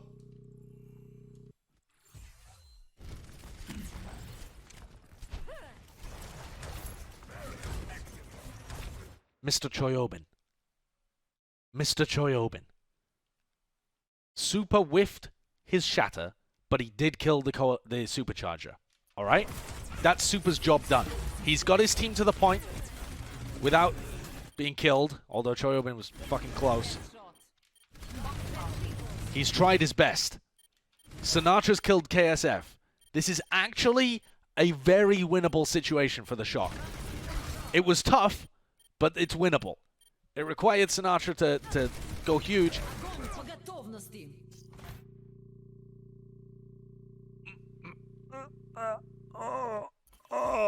Oh, mama. Oh, mama. Oh, mama. McGravy is like a fucking trash collector. He sees that one coming and he scoops the poop. Look at this. Also, yeah, they definitely know that Choyobin's going to use Grav here. Yoink. Yoink. Look at this pattern. It's Oh no. Oh no, no, no. The nano onto super. They do recap the point and Dreamer dies, so this is... Oh wow, they win the round. Nobody can touch.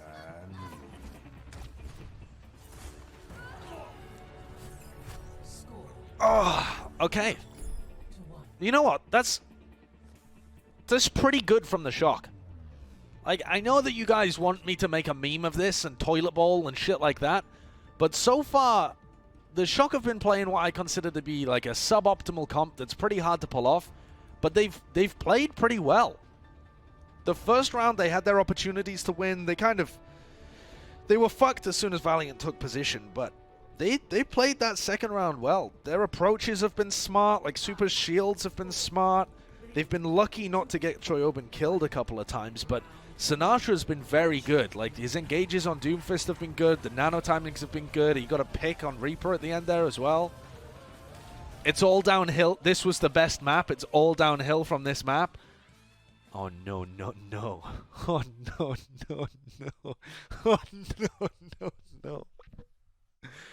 Oh, God. The fuck is on your head? It's a Spark jersey. Jordsport, thank you for the 2 months of Prime. Chat upset about being ignored. Pepe hands. Very Pepe hands. 0J88, thank you for the Twitch Prime. Masterdong _ Thank you. I've got a Masterdong as well. Faculties intact. Thanks for the 13 months. And brightest test. Thanks for making me drink water.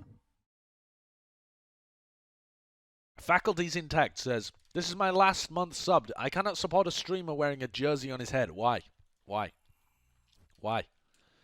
Why do you guys want me to read this Reddit fucking post so badly? Oh. Oh, boy, boy, boy. Oh, boy, boy, boy. Oh. Gunba. Hitting them where it hurts. Violet, we won every team at the scrim with Ryan, Zarya, Doom, even Valiant or Gladiators. This week, just unlucky. We didn't scrim Shock since March 3rd.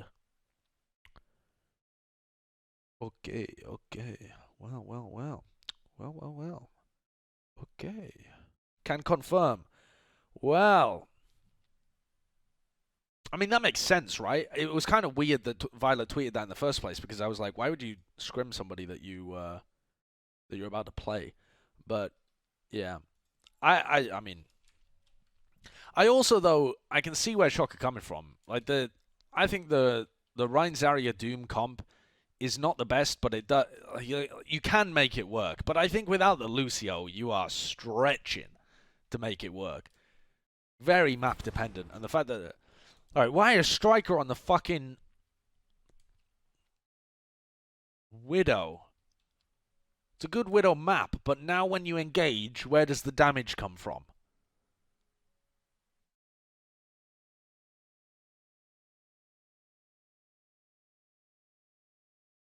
Wait a second. Okay, well, Striker just kills KSP. If Striker keeps doing that, then sure.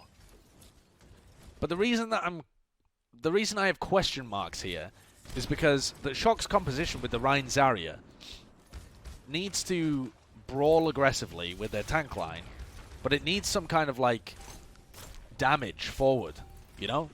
Like the Reaper or the McCree or something to be in there with the tanks in order to take people out. And the McCree is perfect because he can do damage from range as well. Oh my god, Super's so weak. Ah, da, da, da, da, da, da, da. The Striker is just doing nothing. Get Striker off the fucking Widow. But then if Striker doesn't play the Widow, who contests KSP? He doesn't. He snacks on your backline. The comp is just bad. The comp is like hard to run on Sanctum, or whatever the fuck that one's called. Shrine. Is it called Shrine? I can't even remember. Busan, the one with the drum in the middle. It's hard to run on that map. It's a bit easier to run on Mecha Base. And I think it's impossible to run on this map. Okay, so now what are they running? They're running the Rhine Ball with Okay, so this is the same shit where Strikers, Super's still playing the Reinhardt into this. And I don't understand because they're trying to hard engage for the dive, but then they've got Super just waddling up on the Reinhardt. Well, bye-bye. Ball into Brig Orisa May. You can... See, here's the thing, though, chat. You can play ball comps into this, I think. But you have to be playing heavy disruption, and I think you need the Zarya with it as well. You either need to go, like, full dive with a D.Va, or even better, I think you need the Zarya and just play disruption and allow your DPS to carry. Maybe the D.Va is better here, actually, to pressure out KSP as well. Spec Choyobin. Is Choyobin just on the fucking feed train here?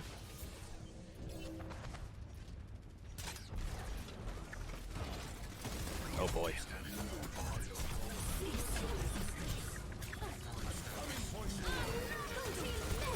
Oh my word.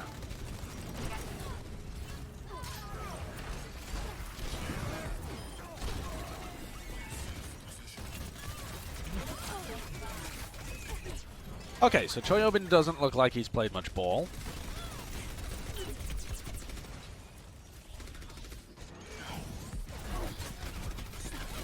Why don't they play ball Zarya and let Super play the ball and let Choi play the Zarya?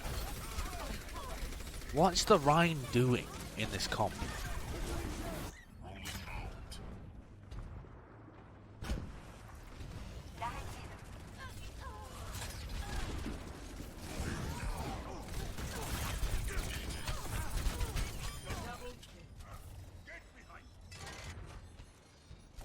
I think KSP should switch to the McCree. Okay, he does. He switches to the McCree. They go D.Va as well? Yeah, I think that's a better swap. Deals with Striker a bit more. Doesn't get people behind him all the time.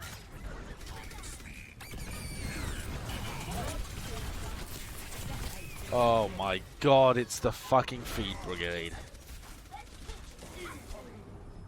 This is painful to watch. Please don't put Choi on ball anymore. I would really love to know why they're playing Rhine ball.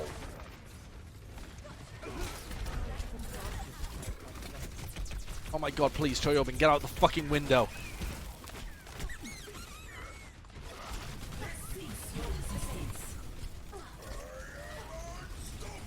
Super takes a nano boost, but he just can't do anything, obviously, because he's a fucking solo Rhine.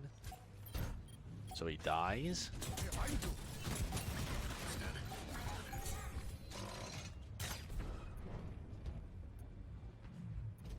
I would love to hear from someone on the Shock as to why this comp was run.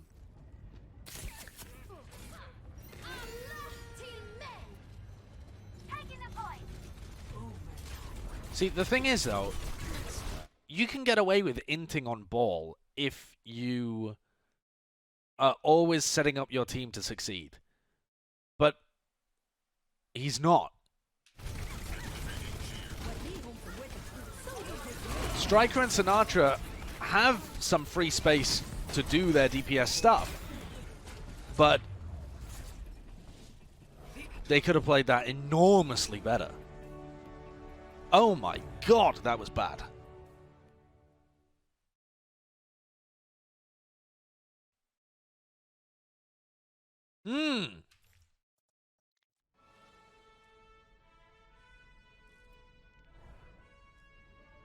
Dorado. We've seen a lot of teams play ball on Dorado. Ready for battle. Please don't give me the Choyobin ball again. It gets worse. I mean better. Take my money, but please approve. Okay, let's have a look at this, Rodian Rebel. Incoming in 30 seconds. This is my official Owl bandwagon form. I have approved the jump from the Vancouver Titans to the Gladiators bandwagon. Birdring is too... Dude, Birdring actually did look good. Birdring looked good. Birdring is on the Gladiators. Yeah, I mean, I thought there was a heavy chance that Birdring would just be washed this season, but he's looked good so far. He looked kind of back. You know? Like, that's a dangerous thing to say because Birdring could fall off at any time again. But is Birdring back? Miro was popping off? Yeah, he played well on the Doomfist. My concern with Miro, though, is just... It's the same with Jaru. I don't know whether they can really play stuff outside of their comfort picks. I watched a bunch of their VODs in Contenders before they came into Owl, and I wasn't impressed that much, outside of a few niche picks.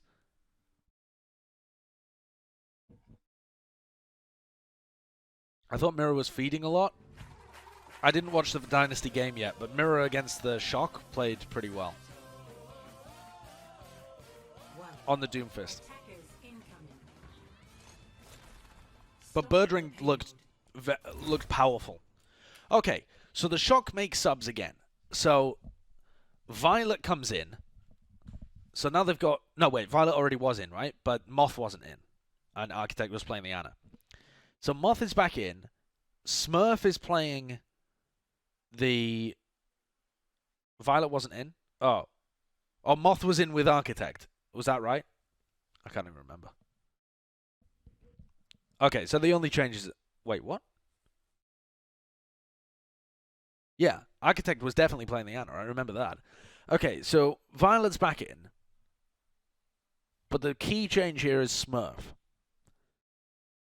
So if I'm a Shock fan, I'm hoping that they are playing... The thing is, they're never going to play meta shit with Striker and Sinatra. Striker and Sinatra just don't play the meta heroes that well. At least from the very small amount of Mei we've seen from Sinatra. So, okay, so maybe you come into this and you're thinking they're just going to commit to the ball the entire time. But at least they're playing ball Zarya, which I think this comp from the Shock can definitely work. Especially against KSP on the Widow.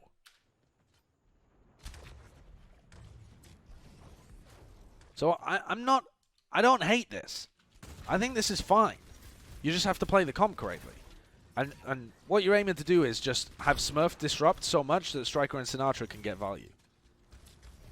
We've seen the Chinese teams play quite a lot of these kind of compositions.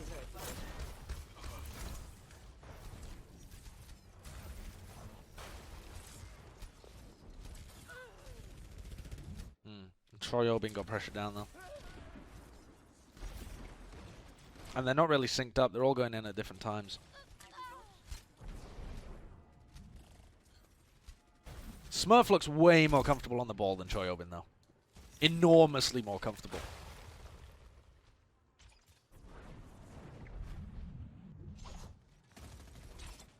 Sinatra on the Genji.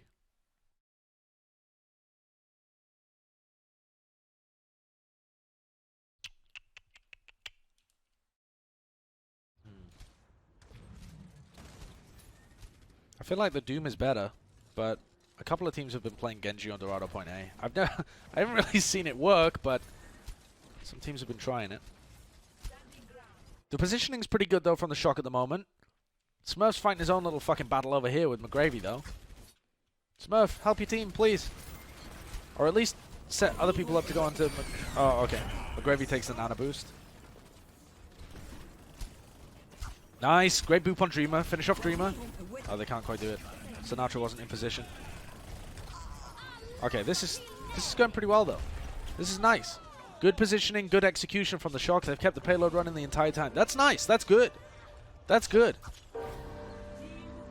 The Valiant need to swap over to the McCree again. Yep. With the McCree, this is going to be a bit harder.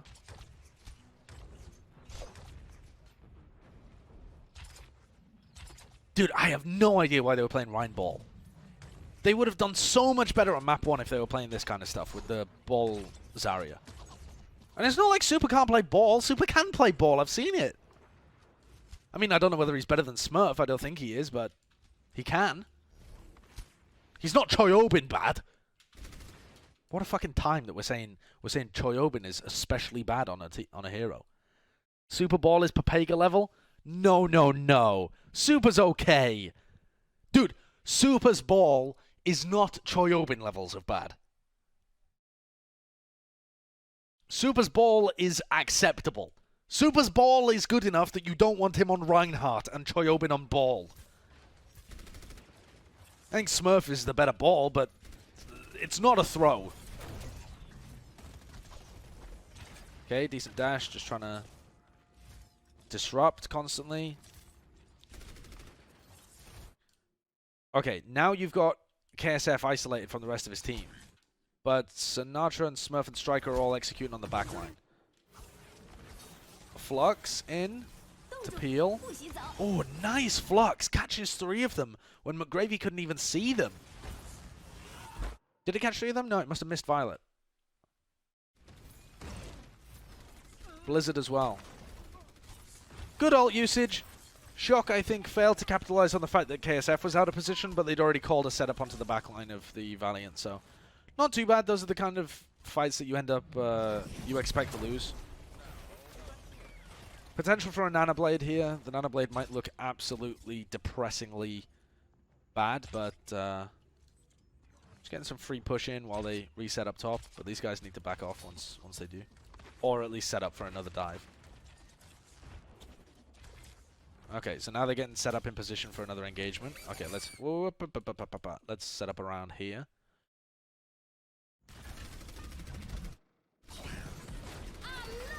Bashing the people on top. They've managed to separate the team into a couple of different segments. They should be really attempting to burst down Dreamer. Okay, Dreamer's backed off and used his supercharger as well. So they need to LOS that, and they want to be trying to probably execute up onto these guys that are up at the... Well, I don't even know whether they can actually, because the main and McCree are up here. They do have people on the high ground. Oh, very nice sleep dart from Violet. But the Nana boost onto KSP is going to stop most things from happening. But they've done well here. And now they've changed their focus as well. While Sinatra's distracting people up top, they go aggressive on the people at the front. This is good from the Shock. This is good. This is a nice execution of this kind of comp. Are you telling me it gets Papega? Zoning Blade? Dude, of course it's a Zoning Blade against the comp that the Valiant are running. The Blade fucking won the fight, though. That Blade distracted 3 of the Valiant, and then the Shock crushed their front line. Along with the sleep coming out from Violet. The sleep was huge. Dude, that's a good team fight coming out from the Shock. It gets so much worse. Okay, because so far... There's only been 1 round. No, well, yeah, there was only 1 round that's been true Papega levels. The round 3. Okay. So Valiant have now swapped over to the Rhine and the Diva. Do I think this is better?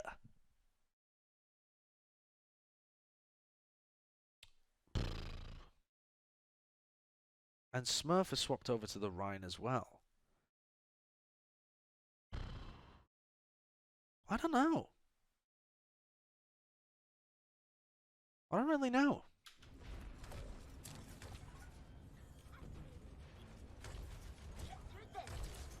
This is free cart push. I would have preferred for Smurf to stay on the ball if they're going to continue to play the Genji the Tracer. But I'm expecting Striker and Sinatra to swap after this push. Because the Grav? The Grav Choyobin?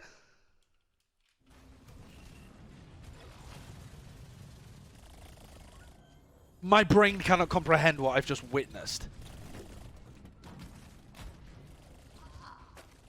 Dude, Striker popping the fuck off.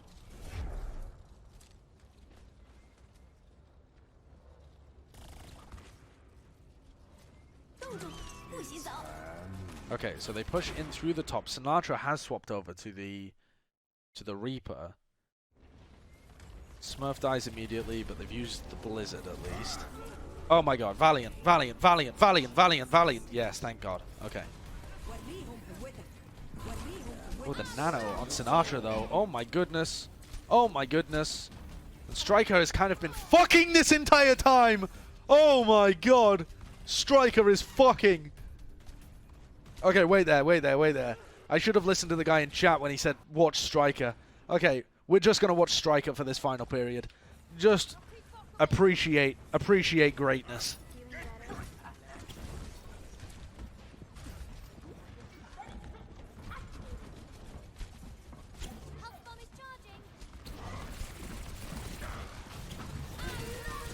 I think I would have preferred Valiant to stay on the Orisa. I think Orisa Diva is better in this position. God damn, what the fuck was that Grav Choi?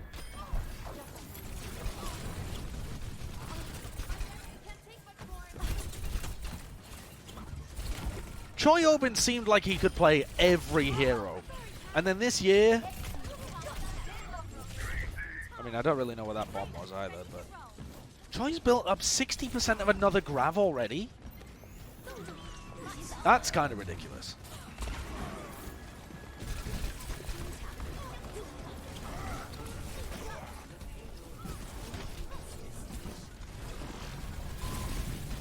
I do like the way that Shock are playing position here. And Striker's going ham.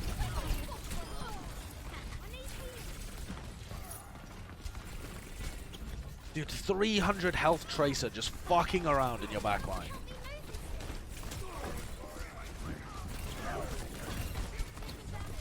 Flashbang missed as well from KSP. Nearly got another Pulse Bomb. They've got Grav Pulse Bomb to use here.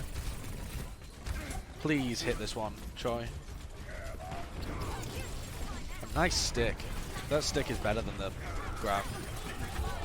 Grav? Okay, that Grav's good. Okay, that was a good offense from the Shock. That was a good offense. They rolled the Valiant on attack. They must win this map. They must do. Striker absolutely fucked at the end there. Choi Obin built up his Grav pretty quickly as well. The swap from Sinatra was really nicely timed. They pulled people all over the place from the Valiant. I think I would have preferred Valiant to still be running the Orisa in that situation, because at least then you have a presence on the point and you don't give Shock all of that free push that they were able to get. And Dreamer can kind of play on the low ground, maybe with the Mei. But then I guess the Mei can't Blizzard the high ground then in that situation. I don't know. I think you have more options if you play the... I don't know. Maybe you should have stick to the double shield as well, because then McGravy can play up top with the shield and keep people safe while Dreamer plays the card. I'm not sure. I'm not sure. I don't know whether the Valiant could have done things a little better there, but the Shock played that quite nicely. I think Lucio being out of the rotation is a direct nerf to the Shock's playstyle, though. Yeah.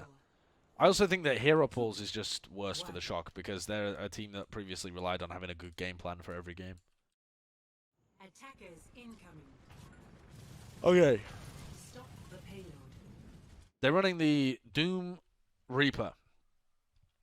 So they're going to hold really close. They might make changes afterwards. For the Valiant to break this, I think they're going to want to play... they're going to want to swap KSF off, I think, if he doesn't manage to find picks. And they need to dominate this high ground. You need to take control of the high ground and be able to engage over the top of them. KSF might find a pick, though. Not a ridiculous idea. I just don't think it's the best idea. Shock playing angles well.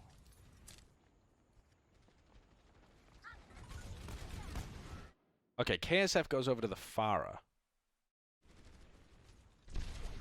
Alright.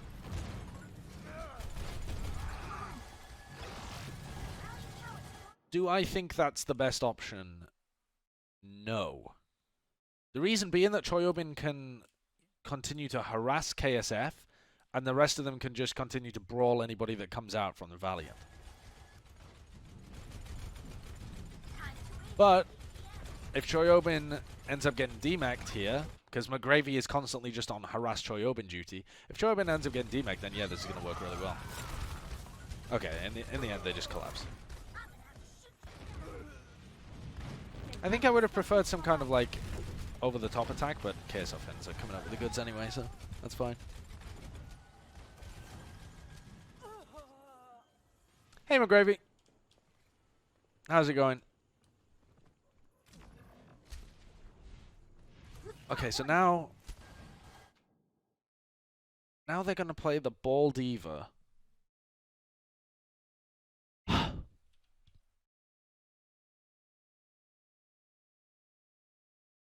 Now they're playing Ball Diva with a Widowmaker.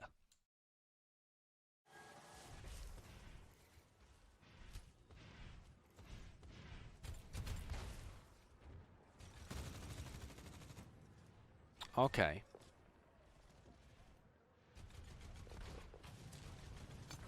The Widow's going to have a lot of space, but I don't think that they're ever going to find an angle on KSF and Rain, because they can just continue to play around these houses forever and put damage in.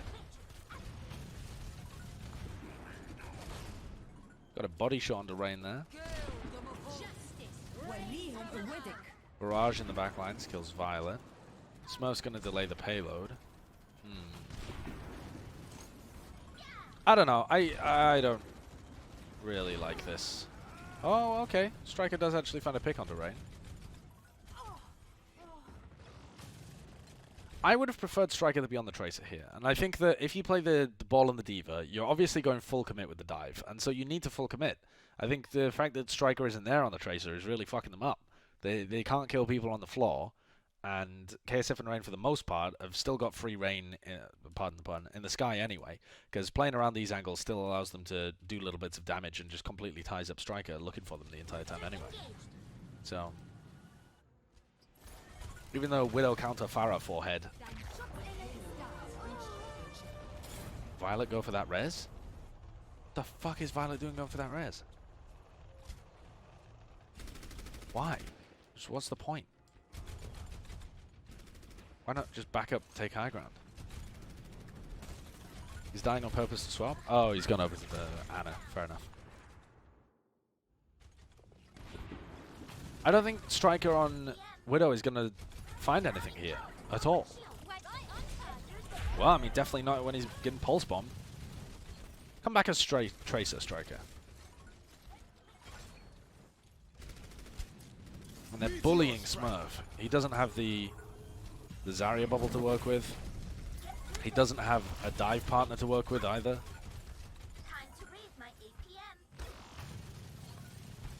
Pharah here would also be fine for the shock, but they don't have a player that plays it. So, kind of a moot point. Supercharges in. Striker finds a pick on KSF, that's pretty good. But Striker needs to keep hitting shots, otherwise they're just going to lose. And now he's getting harassed by KSP, so he's not going to hit shots. Oh, it slips off the edge. That's a nice bomb.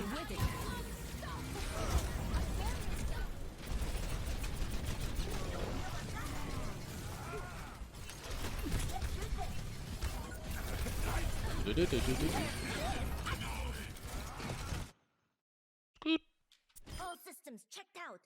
Catches Sinatra while he's here. Because it just slips off the edge there. Huh. Interesting. What a weird bomb. I don't think Striker has done anything here, really. Okay, now he switches over to the Tracer. Oh, okay, the McCree. So they're going to go back to Ryan Zarya? Or Ryan Diva? Okay, Ryan Zarya. But Choyobin's miles away, so they're not going to have the bubble to be able to contest. And Smurf just falls over. These swaps are coming in way too soon. Way too late for the shock. Valiant. Oh my, they use the... Okay. They use the nano on Choyobin. They've given up high ground. Shock need the high ground here. This comp demands it. But also, on their approach... Well, they would be taking damage, except that KSF has just swapped off and isn't actually there in time. So Shock actually won't be taking much damage as they approach. Ah, what a lovely sleep. That buys time for KSF to get in position. And now this is going to be a hard approach for the Shock. Yeah, very difficult to contest this high ground now. Great positional play by the Valiant. Rally as well. Although the Rally didn't actually get armor onto KSP, so he's not as deadly as he would like to be. Smurf needs to continue to delay. They're relying on Sinatra to hit some big shit. Okay, they do kill Lastro. This could definitely be a hold. That supercharger needs to die. Okay, it does. Very quickly.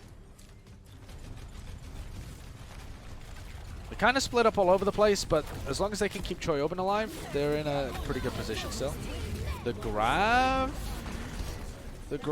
is not terrible. Holds people in position, buys time for them to be able to respawn. Okay, alright. Shock hold on by the seat of their pants. He holds on by the seat of their pants.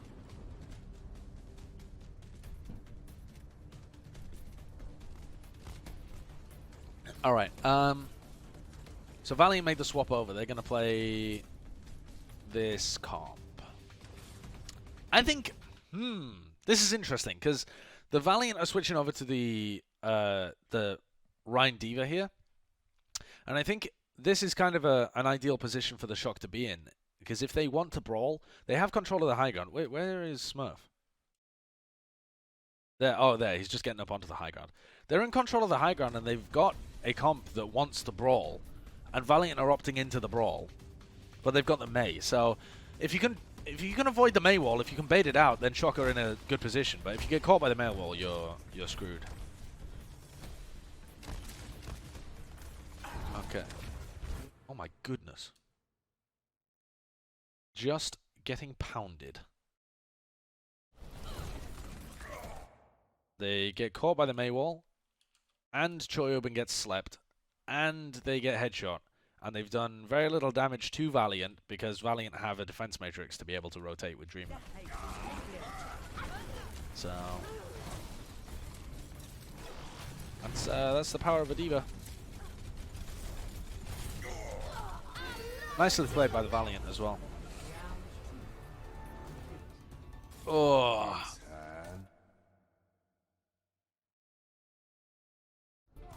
Rough for the Shock.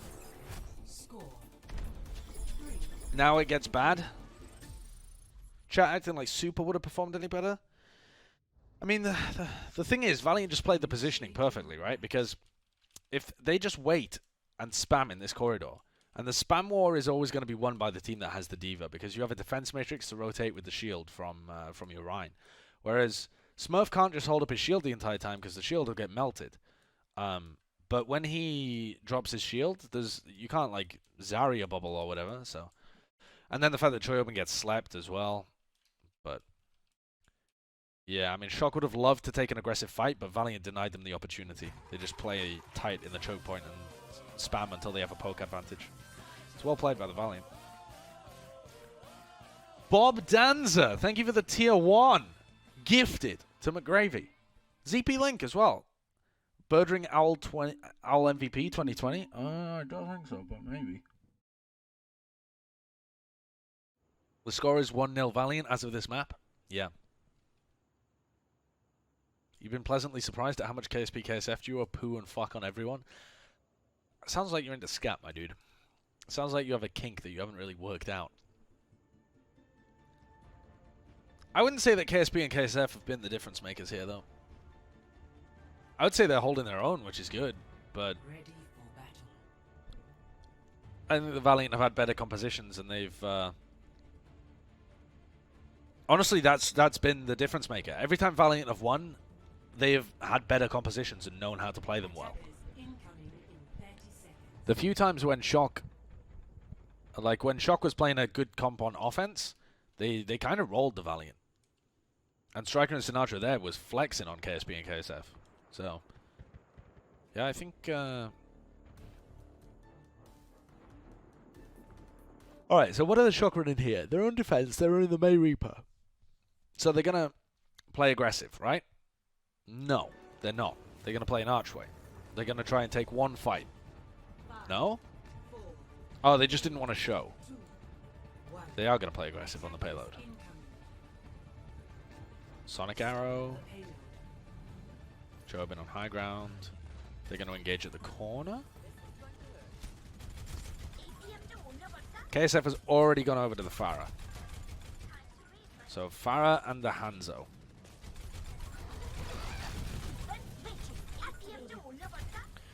You can play inside the house here, though, if you're playing the May Reaper. You will get poked from both sides, but you'll delay. The Shock's best plan here might literally be to back off and play Archway.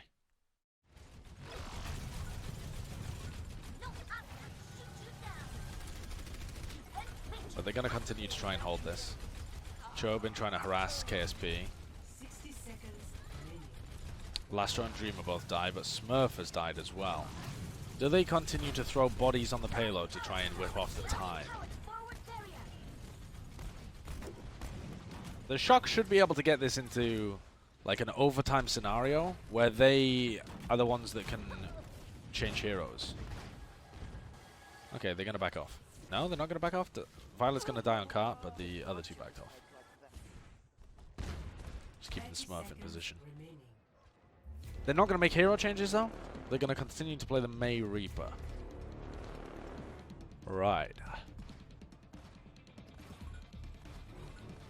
I think this is a comp that can work. You're holding a choke point. It's going to be overtime. You need to win one fight. The thing is, the issue is that Valiant can get a ton of damage from KSF if you don't play right. They can get a pick with KSP if you don't play right. And they also have both of those ults up, Barrage and the Dragon Strike. So 10 seconds remaining. definitely a lot of ways for Shock to win and lose this. Oh, the May Wall is used early as well to get Sinatra up on the high ground so that he can contest the Pharah. Smurf dies to that?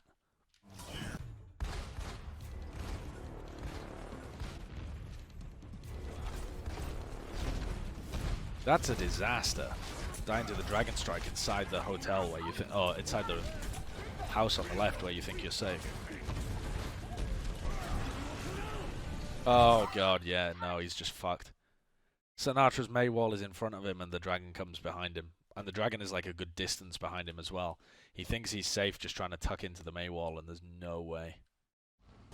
Oh god. That's a beautiful, beautiful Dragon Strike by KSP. I don't think that Sinatra should have even been up here, though.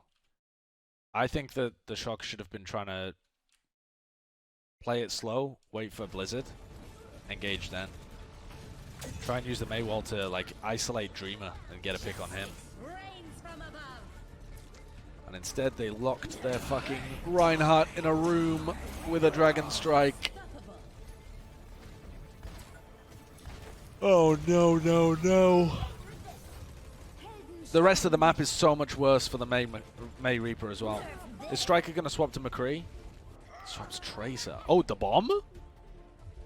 The bomb? Complete.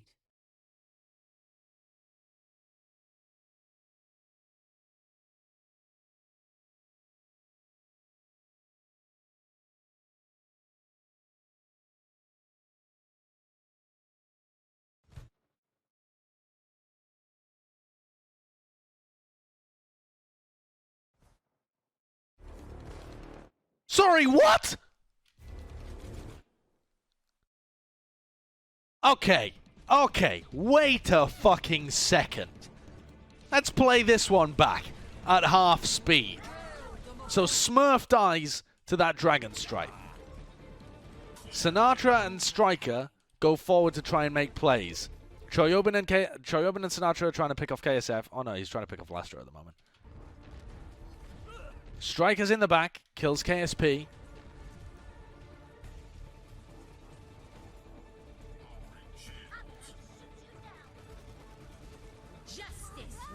Barrage kills Sinatra. So it's a 5v4.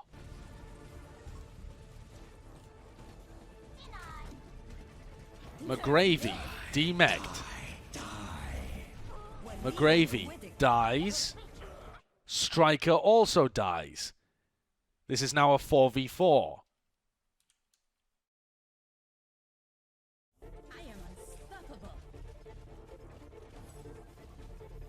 Dreamer's on the payload with a nano-boosted KSF as well. They kill Moth. KSF. Very healthy with Rain. 4 players.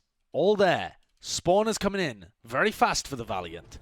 Smurf back in the fight. Violet's still in the back line. He fades back to his team. This is now a 3v4 or 3v5, depending on how much you feel that KSP is really in the fight. Now Violet dies, it's a 3. There's only Choyobin and Smurf. This bomb comes through the back. Kills Dreamer and Lastro. Where the hell even was Lastro? Where was he? Oh my god. Where was Dreamer?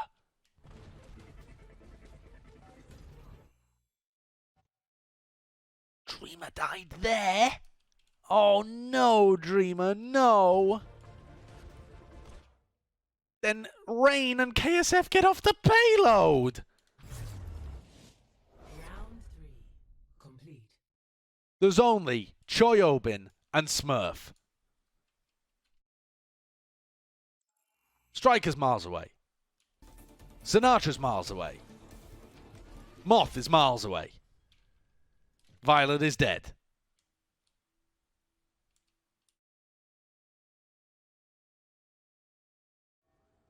That's a Charlie Niner. That's a fucking Charlie Niner. Show the bomb again from Choi's point of view. Where is he? Choi over.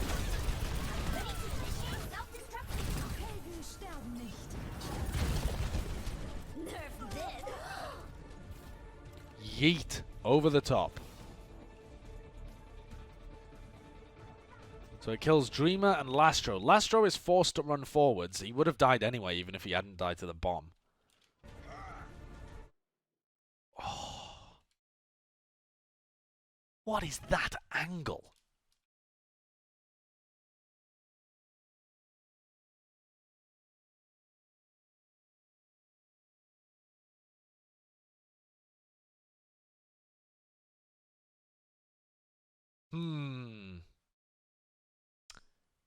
Dreamer definitely thought he was safe there.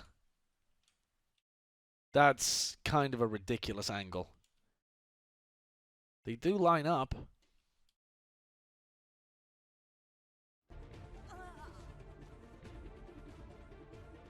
Yeah, I mean, Dreamer definitely... When he rolled in there, he definitely could have tucked himself in here. But he hid in that corner instead. I mean, maybe he didn't hide fully as well. Let's have a look.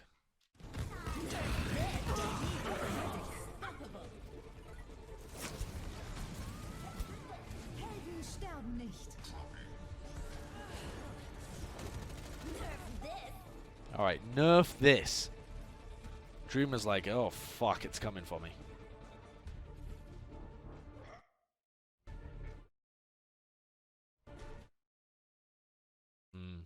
He didn't tuck himself into the corner. I think if he tucks himself into the corner, there's no way that hits him. But he was trying to get the fastest re-engage onto the cart, you know, because it's in overtime. But he did have KSF and Rain to be able to do that, so. Okay, well, that's a Charlie Niner from the Valiant. Score 3. And Pumpit. Bugged. Ugh. Bogged. Absolutely bogged. God, I can't watch it anymore. Yeah, that's a painful one, McGravy. Alright, so what's going on here? The Valiant are going to run the week 1 kind of comps, but without the Lucio. They need to hold forwards. Makes sense to me. Shock know that they're going to be doing this, so they're going to run like a disruption dive kind of comp. No? Okay, yeah, I was like, what the fuck is Sinatra still doing on Genji? But they're going to swap over to the Hanzo Farah.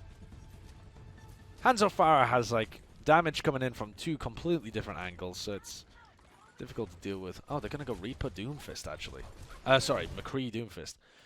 McCree Doomfist is fine as well. You know that they want to brawl. You've got a arguably better brawl composition if you avoid the Mei walls, which you can avoid the Mei walls just by rolling out from on top. So,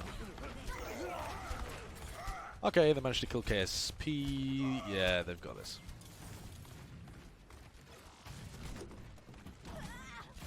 A very difficult task for the Valiant. Oh.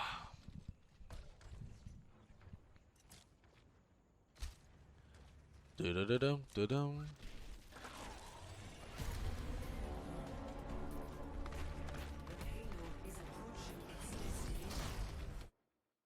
So Valiant swap over to the Tracer Doomfist, just disruption dive comp, trying to play on the point.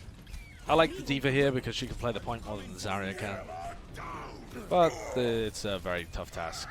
Smurf's already in. Just splatters Lastro against the wall. Easy stuff, honestly. Okay, so, I mean, I think that was, generally speaking, a good map from both teams, but with some obvious large mistakes. But Shock played their attack rounds very, very well. Shock played their defense rounds not particularly great, but okay. Alright, there hasn't been any, like, true Pepega shit yet, though. There's been a little, just a sprinkle of Pepega shit on the final round of Busan. Ready for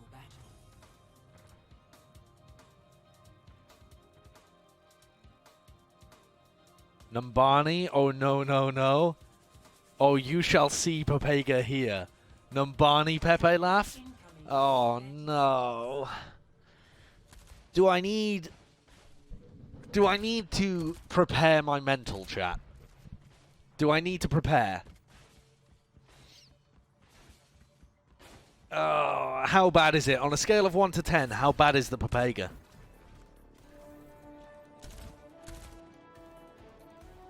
A 13, an 8. Oh my god. Okay, Toilet Bowl 2.0.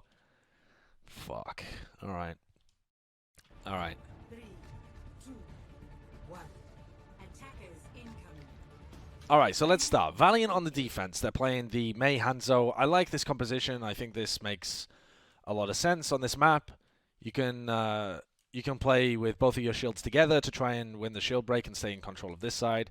You could play with McGravy on this side as well if you realize that the enemy team doesn't have much shield break, like the Shock doesn't particularly. And the Shock are running the Rein, Zarya, Doom, McCree. So the same stuff that they were running on map 1. Their idea is to engage aggressively, try and roll you over, but the Valiant can disengage and keep spamming shields. Why aren't they running super if they're going to run Rein, Zarya anyway? Oh, they've got Ants and Rascal in on Brig. Okay, so Ants playing means that they're going to run Widow at some point. But when would you... I mean, are they going to run Widow on Numbani A defense? Could be good. Like a Mei... If they were going to run the Mei Widow... But I don't think they will. I think they'll run something Pepega because Sinatra doesn't enjoy playing Mei. Rascal in for Batiste? Yeah, maybe, but are you really gonna... Is Rascal really your support player now? Why don't you have some consistency with this lineup, you know? Why? Ninja Ant! Thank you for the 1 bit. That's gonna keep me in the money. Ayua! 42, thanks for the 6 months. And Redozy with a new Twitch Prime sub, thank you. Why do you think they aren't playing the Rascal Mei? I have no idea. I have no idea. All right. Let's go back to this.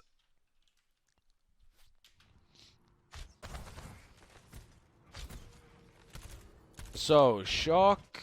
Wait, they poked on the high ground. Okay, so they poke on the high ground a bit. And then they rotate to the low ground instead.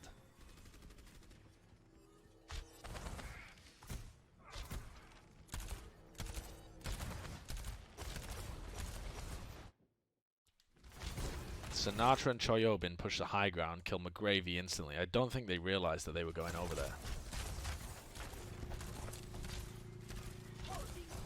It's an interesting split push coming out from the Shock. Put Sinatra in a decent position.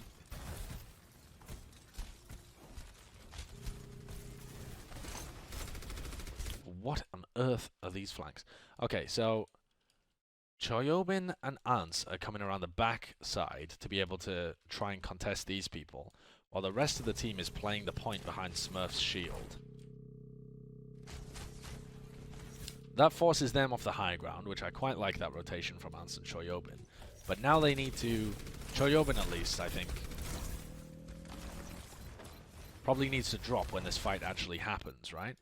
Okay, bash onto KSF as well. They're trying to take the fight in the in this area, but the tanks can't be playing too aggro because they need help to be able to break Dreamer's shield and deal with these people. Don't die, Choyobin. Don't die. Don't die. Violet needs to keep you alive. Okay, this is pretty nice. Good split push by the Shock.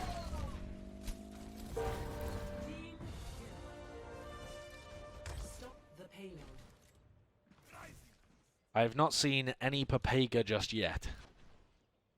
Spec Ants? Okay. He says, swapping to Sinatra.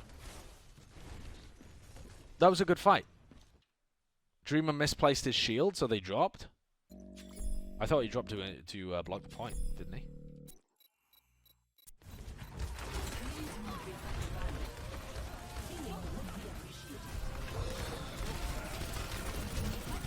Oh, I mean, he did misplace his shield. He was meaning to put it in front. He was meaning to put it so that he could block the point, but and contest. But he was always intending to drop to contest. He was definitely trying to drop. Like, your Orisa should always drop in that situation. What's your Orisa going to do from the high ground? Fucking pepper people with a fusion cannon? It's not going to work, is it? Your Orisa has to be the one that contests the point. Along with the Mei. The Mei's got sustainability. But, yeah, that was a well-executed push. Like, they forced people off the high ground in very clear ways. You know, the flank from Choyobin and Sinatra pushed people off the high ground for the starters, and they managed to find the kill on McGravy. That in itself may be kind of lucky. I mean, I think that McGravy, if he knew that it was coming, could have done more to be able to fend it off. It seemed like he was caught a bit by surprise. But then the rotation around the back with Choyobin and Ants was pretty good to drop these guys off the high ground as well, because they don't have a shield anymore, because McGravy's not playing with them. So, yeah, I like that from Shock. It was good. I mean, are they slightly lucky that they get the pick on McGravy and KSP doesn't find a pick of his own? Yeah, maybe, but... I mean, could you call that lucky? I mean, I don't know. I think if you play that fight out 100 times... If the Valiant know what's happening, KSP probably gets more value than he did, but... The attack was good. Let's watch Ants. Are you saying watch Ants because he popped off, or saying Ants because he fed? I hope he pops off. He's known for his Widowmaker. I mean, most Widow players can play McCree as well. But it would be awesome if he had a really good McCree. Well, that's okay. Seems like the guy's raw aim is pretty fucking good.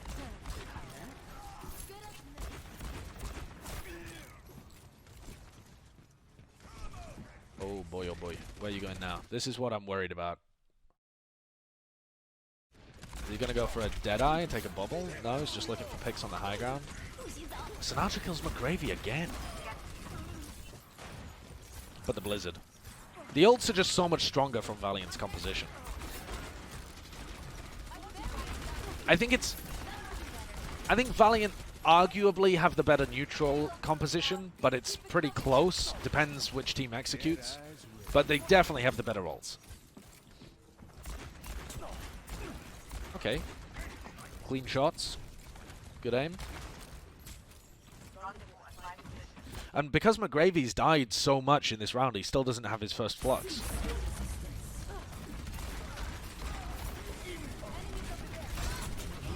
That's just kind of scary. He's doing work.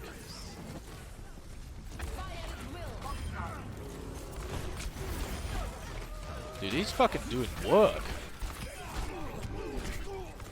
Okay, KSP kills Choi Open and Ants, but okay. Not bad. Not bad. Decent push from the Shock. They take people on off angles, they surround them a little bit. Seemed like Sinatra got work done. I think the kill on McGravy, like McGravy dying twice as the first pick is...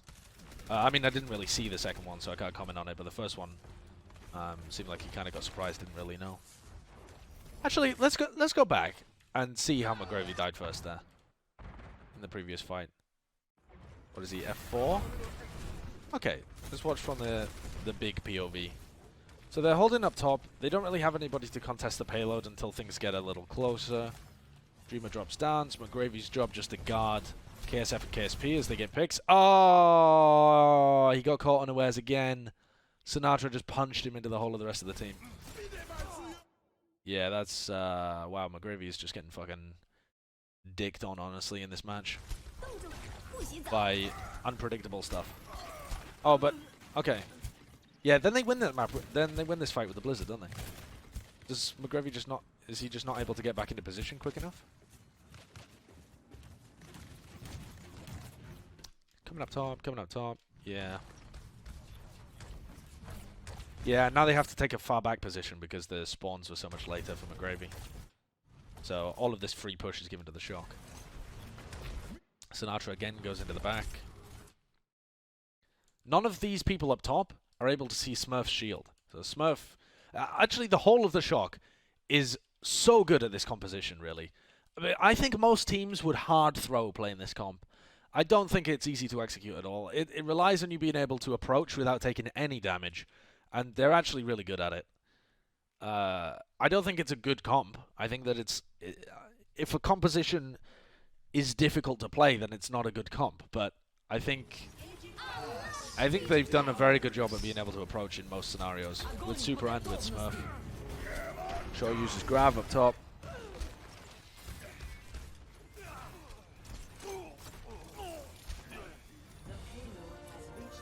I don't think the problem is the Shock's execution so far. From what we've seen so far on the first three maps, on Busan, on Dorado, and now on the first attack on Numbani, Shock's execution has been fine. It's the compositions that they run that have been bad. I mean, obviously Choi Yobin's execution on ball was terrible, but also that comp was a terrible idea to begin with. Lastro missed his Transcendence. What, in the previous fight?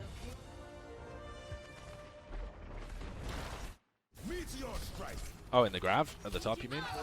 Oh, he missed his Trance on Dreamer? Yeah, he was really late. But I don't think that would have mattered. Like, say they all drop down here, and Dreamer is still alive. Like, imagine in your brain that Dreamer is still alive down there. Choi Obin still gets this Grav on the high ground and kills Rain, and, like, KSP is just zoned out and... Oh, actually, KSP actually manages to find the kill, but they would have still been able to absolutely roll the Valiant there. It really doesn't matter that Lastro missed that trance, in my opinion.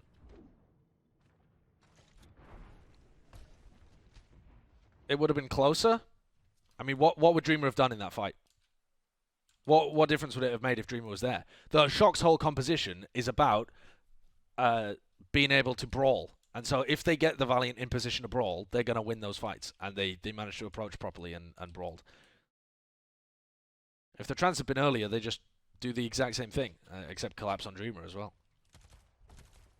They had Supercharger up. Wasn't the Supercharger actually deployed? Wait, oh, did he die? No, the Supercharger was deployed. What are you talking about, chat? Okay, say Dreamer's alive here, and the trance. They do the same thing. They rally. Smurf stays around. Like they just like Ants is picking off Lastro, who is down here at the end of his trance. There's no one to kill for the Shock. Who do they kill in the middle of that trance? They can't kill anybody. That fight goes away of Shock no matter how that trance goes. Definitely.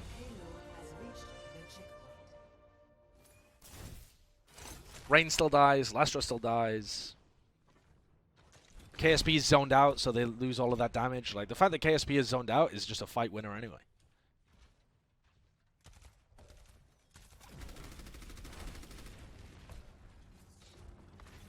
Okay.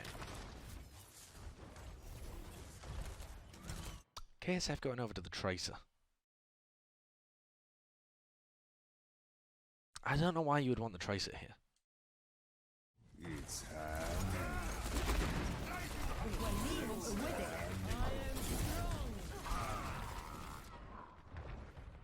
Nice Deadeye. Deadeye is so good against the Shock's comp because they just, I mean, how do they deal with it? They have to try and go aggressive and then you just get picks. Any composition that just relies on a single shield to engage, Deadeye can just totally stop it coming. Not showing Ants? Sorry.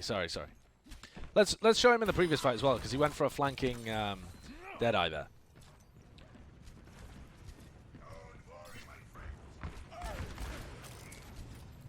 A lot of these fights get changed up massively if the Shock can run Lucio as well.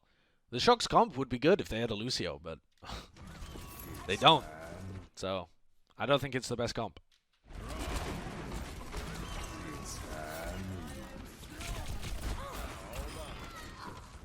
Okay, well, there was an attempt. But KSP, Deadeyes, everybody's forced to go aggressive onto him because otherwise the shield breaks and they all just die, so they collapse on the people that are trying to kill KSP. Pretty easy fight from the Valiant. And now KSF goes over to the Trace, goes over to the Mei, so I mean, I think he should have been playing the Mei the whole time, really. I don't know why he swapped over to the Tracer, but whatever.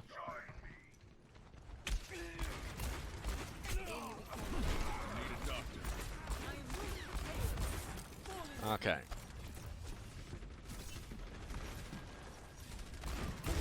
Nice shot. Nice shot. Great flank timing. Great flank timing. Really good. Really good. That's what the Shock's composition is good at as well. They've got Sinatra or Ants to be able to take those flank angles and hold the Valiant in place.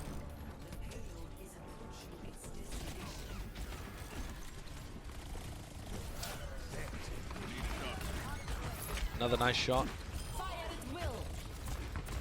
Grab? Where did the grab go? Oh, it grabbed the right-hand side door. Yeah. This is all good. This is all fucking good from the Shock. I don't know, chat. I haven't had to do anything to Papega yet. I haven't had to. I mean, if I was a Shock fan and I'm watching this match so far, I'm feeling fairly confident. I'm feeling pretty confident. I think I would be a little bit confused why they're playing a comp that is harder to execute, but I'm feeling good. I'm feeling good. The score at the moment in this match, Seamus, is 1-1. Valiant and Shock. Right? We had Busan and then we had Dorado. I do know the final score. Yes. Okay. So Shock are going to continue to run the same composition on the defense. In that case, why is Ants in?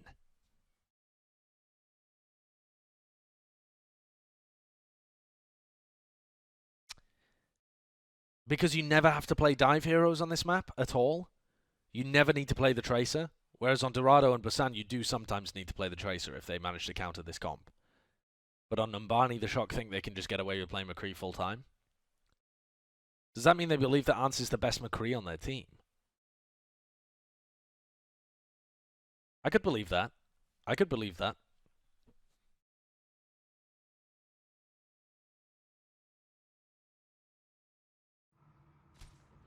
He probably is. He definitely is. I mean, I think Striker's got a pretty good McCree, but we haven't. I personally haven't seen enough of Ance's McCree to be able to make that judgment. But you guys in chat have actually watched this match, so you guys know if Ance popped the fuck off and deserves that title of the best McCree on Shock. 5, 4, 3, 2. Anyway, the sample size is so small for Ance that you can't really make a definitive judgment either way. Okay, so Rascal's on the Batiste as well. I like the Batiste with Shock's composition because it gives them more time to engage. They can use the Immortality Field almost like another shield to just soak up damage and allow them not to have to back off. Whereas other heroes don't really have that option. So the problem with Shock's composition though is that they want to brawl, but if they get caught by the Mei, they're fucked. And Ance isn't with them. So how do you can't push aggressive into this area. You have to play this kind of angle here and then engage them as they come out. Which is fine as long as Choyobin doesn't get shredded.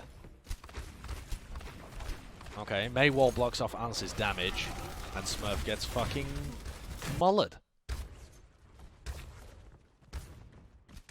The Mei wall there is actually perfect coming out from KSF because it blocks off Ance's damage, it blocks off any engage from Sinatra, and it stops Smurf getting healed by Violet.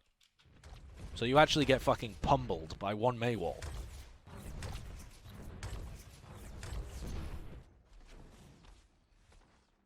Look at this. Sinatra, Ance, and Violet. Oh. Fuck. Rascal needs to put down Immortality Field as soon as he sees that Mei wall. And he's just too slow.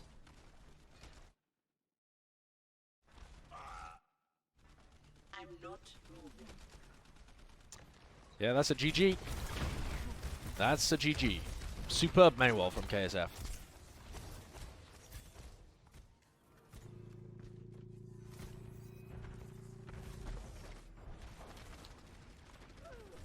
And that's it. I mean, you've been rolled at that point. Absolutely rolled.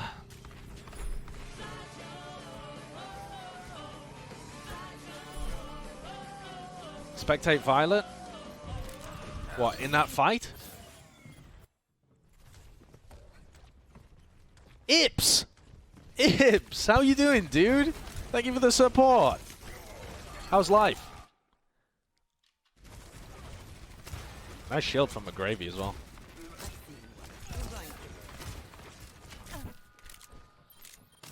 That shield, yeah, very smart shield, McGravy.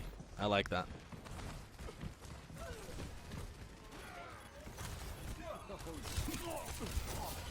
Will only hurt for never. Okay. I don't know what I'm watching for here, chat. Oh my god, don't peek that. Stop the payload. What's wrong with this? Never mind, it was in the OT fight.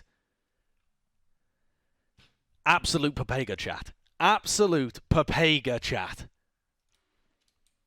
Why do I ever... You know what? The one time I read the chat and you guys are spouting nonsense. Absolute nonsense. So, do you know what? Never going to read the chat again. Never going to read the chat again. Too easy, debated. Alright, Sinatra's setting up for a flank, so they're going to look for a hard engage probably around this corner with Sinatra coming in behind, and these guys are probably going to take this kind of angle in order to avoid a lot of incoming damage and then fight at the corner. Okay, yeah, so Smurf and Choyobin come up around the left-hand side. Looks like Choyobin actually just wants to play main with Ance. Ance is going to look for a bit of an off angle here as well. So they've got like the tank line's going to brawl and then they're going to look for an off angle with Ance and then an engage from Sinatra in the back. Oh, Sinatra tries to go up top because that's where he thinks KSP is going to be holding, but KSP's already gone aggro.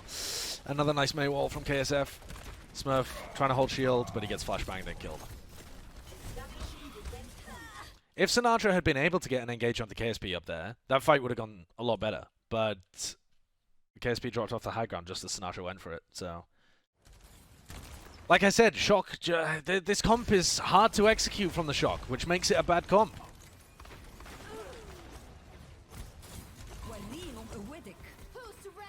Nano break. But they use Supercharger. Rascal dies, Sinatra dies. They get the Supercharger out, I suppose.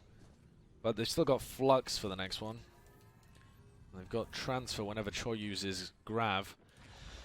I don't know, dude. I don't know. I don't really see the Shock's comp working on defense here. Especially here. I mean, what are they going to do? They're going to come out top, and they're going to... I mean, how do you approach? How do you approach without taking damage against double shield here? Or what? Do they just give them free push the entire time and then just drop on them right as the... Oh, that's a nice rollout from Sinatra. But he instantly gets boomed by the brick. So... They can't do anything. They can't do anything. And then they're playing into a Flux. The comp just cannot contest Numbani point B. It just can't. There is no physical world in which the Shock's composition works on Numbani point B defense. It's too open. There's too many sightlines. It could work on point C.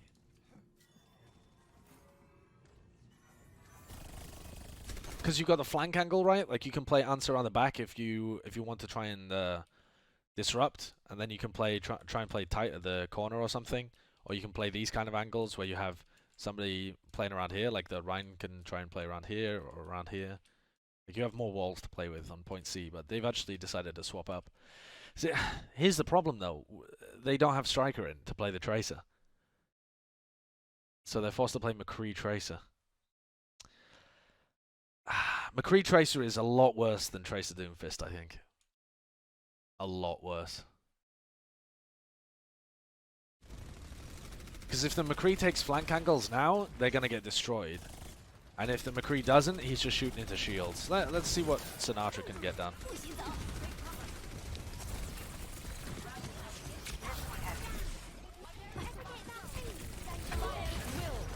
Well, nothing.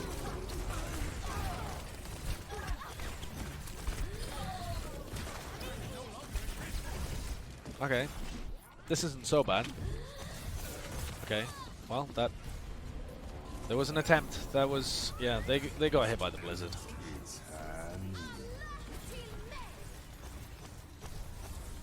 So, Choryobin now going back over to the Rhine, so now they're running Rhine Ball. Rhine Ball is okay at being able to defend when the payload is like this. Rhine Ball is horrible on control maps where you have to approach, but it's... Choryobin on Rhine... shaking my fucking head, but this composition is not as bad as the Rhine Ball comp that they ran previously.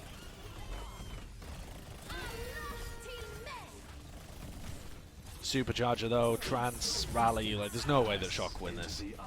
No way. They should have swapped their comp on point B. Why wouldn't they play Super? I don't know. I think they should have played Super on this map. I mean, all of the comps that they've run at the moment, they should have been playing. I understand playing Smurf on Dorado because you're going to play a lot more ball on Dorado, but unless they had plans... Here's the thing. You would never run Smurf and Ants because Ants can't play the divey stuff and Super plays the Rhine. So you play Super and Ants and you play Smurf and Striker. It doesn't make sense. Now it becomes Papega. Maybe because the Shock have realized that their composition is absolute butt cheeks on anywhere apart from... I mean, I think it's hard to make work on point A, but I don't think the comp is butt cheeks on point A. But the comp is literal butt cheeks on point B. Like anywhere from here to here, their composition is butt cheeks.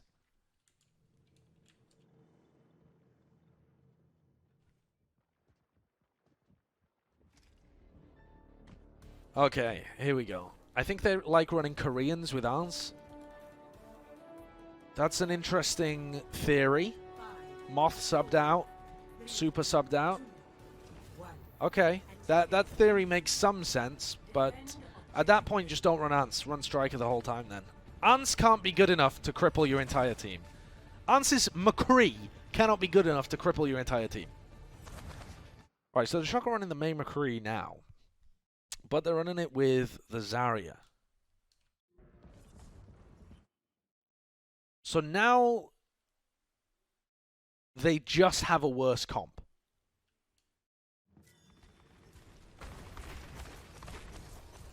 Because the Rhine is easier to wall off.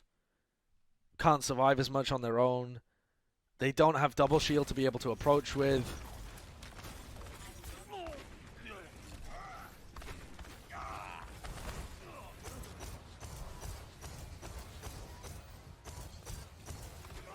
Wow, they've actually managed to find the Valiant there. They forced that one through. I don't know how much value you really get out of the Zen when you know what. I don't know. Maybe you do. Maybe the Zen is really useful.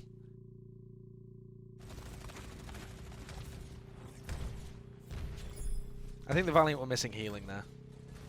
Let's go back and take a look at that because I thought the Valiant were going to win that fight.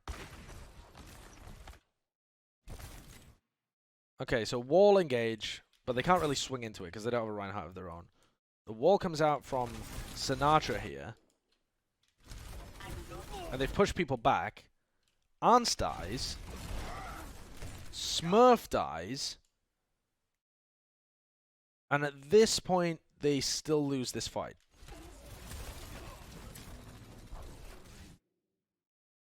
Or they all turn around to deal with Sinatra, who has a bubble on him. And Choyobin just does infinity damage with Sinatra's freeze. Yeah. Okay. They fucked that up. They also could have dropped to the low ground and just kept backing off, and Valiant would have won the fight.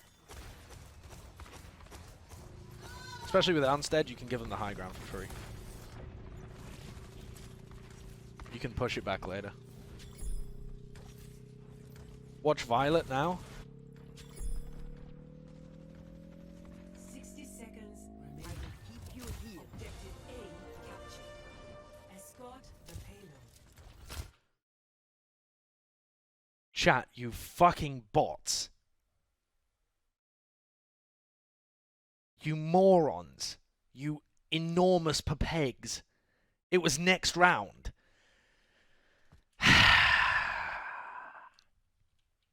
Debated so easy. Haha! I was only pretending to be a moron. Ah, I got him right, guys. 1-0, 1-0.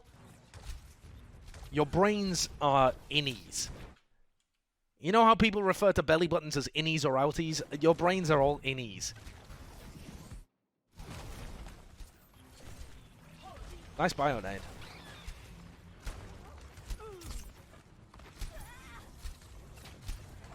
KSF dies. Ants with a good shot. Let's watch Ants again. 30 seconds remaining.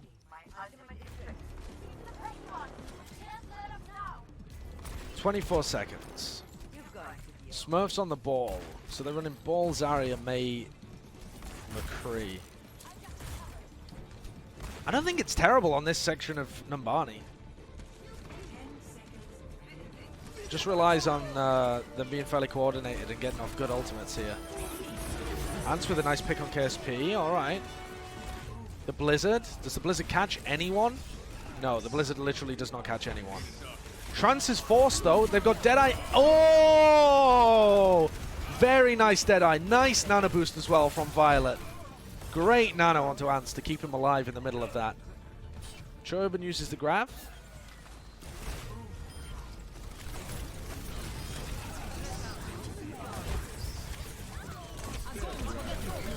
Yeah. Nice. All good. All good. All good. Shock win this map, right, chat? Right, chat? Shock win this map? Don't they, chat? Shock should win this map, shouldn't they, chat?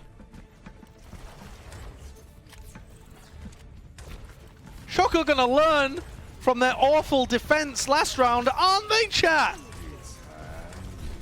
Okay, this is really hard for the Shock to win this fight, though. You wouldn't expect them to win here. This is probably a win for the Valiant. Complete. Well, I didn't expect them to lose in that fashion. Oh my god.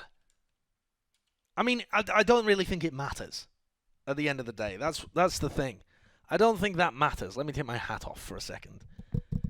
The reason I don't think that matters is because I don't think that was a winnable fight for the Shock anyway. Look, they've got Blizzard. Blizzard's about to come out. They're playing into double shield. What, they've got like absolutely no ults up across the board apart from Smurfs. It's a tight choke point, difficult to be able to find value. KSP's controlling the high ground. Barring some miracle, Valiant win that anyway. But holy Lord Almighty, let's take a look at this C9. Because this is one of the nastiest C9s I've ever seen. Because all 6 of them are alive. All 6 of them are alive.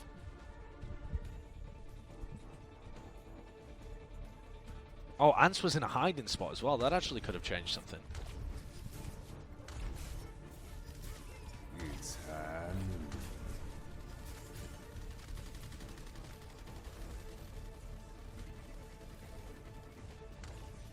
Oh, Ants was going for a full flank around the back. I like that play.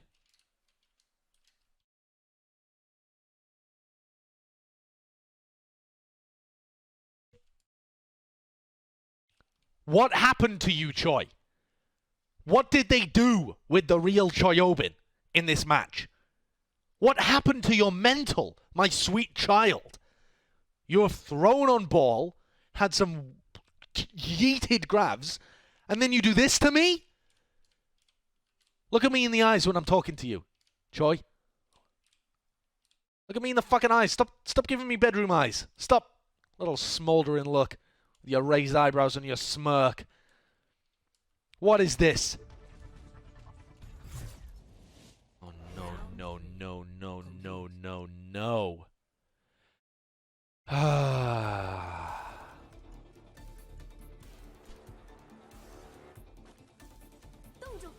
KSP just wins it with his Deadeye, I guess. Okay. This is where the mental boom sets in, presumably, then. Because this is still a winnable game for the Shock. This is a winnable match for the Shock.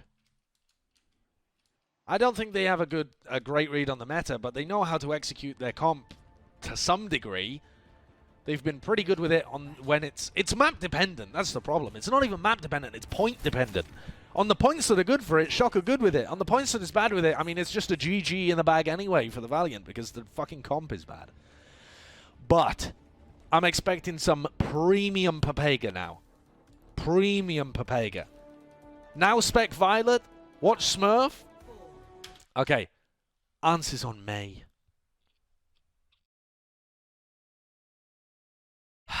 Okay. Alright. I don't hate it. Let's take a look at how they've adjusted, right? They have to do something differently. Because the first round, Valiant bullied them when Shock were defending. So they're doing something different. They've put their healers on this side, so that if there's a Mei wall here, the healers can still heal them. They've still got Sinatra over here on this high ground for some kind of engage if they go for a Mei wall that cuts this way around. And they've got Ants to be able to counter Mei wall or to be able to use aggressive Mei walls of their own. Harry Selden, thank you for the 8 months. So let's see. Let's see what changes here.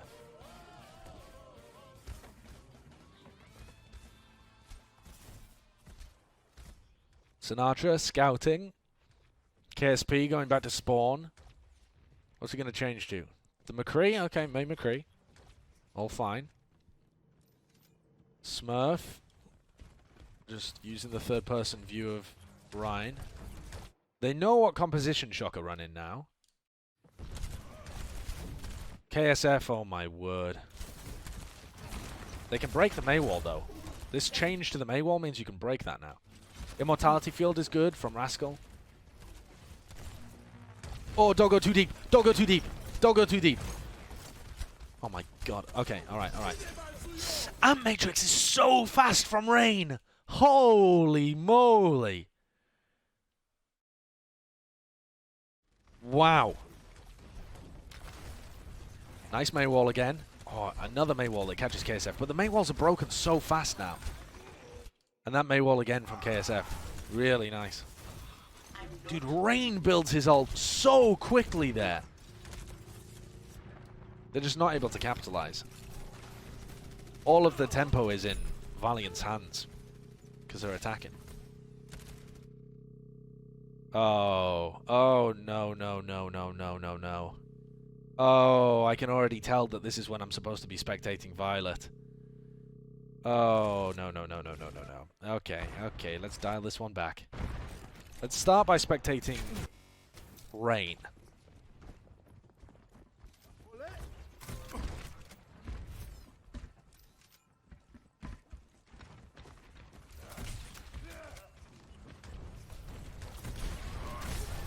KSF out, baits the Mei wall broken. Use the immortality field, heal everybody up. So much healing. KSF and KSP both purple. They gotta back off. But Shock can't really overextend into that corridor because they'll get frozen. Oh my god, that Amp Matrix is fast. Violet desperately trying to heal his team as much as he possibly can.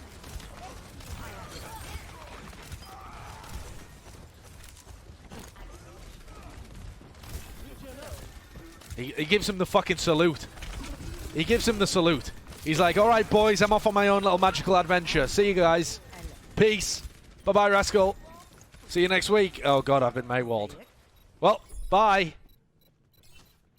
Is he going to 1v1 Lastro at spawn? No, he's not. No, he is not.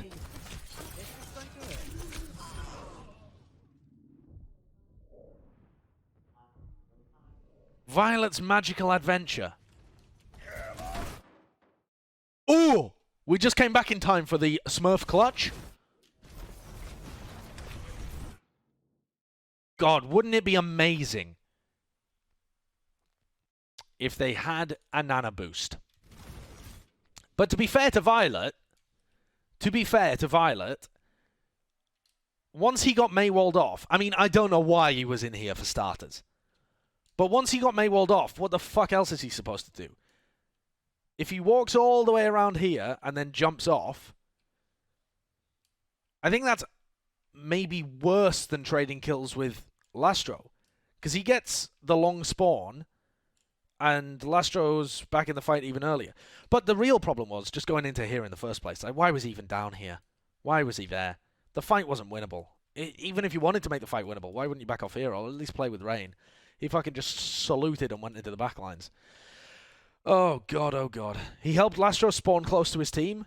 Yeah, but Lastro would have been there quicker if he'd taken the... Even if he'd taken the far back spawn, like 10-second spawn timer, Lastro is still with it. Lastro would have been in with his team now.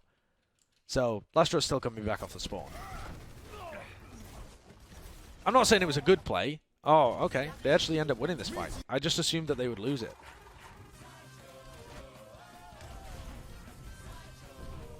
As soon as Violet gets Maywalled off, I feel like he makes the correct decision to 1v1 Lastro. But he never should have been in position to get Maywalled off anyway. God, that's a nice shatter. That's sexy.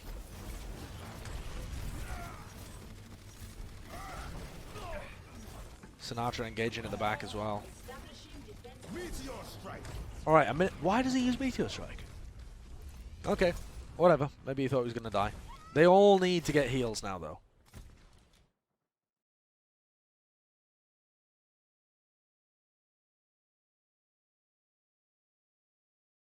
Oh my god. You're still so fucking far away.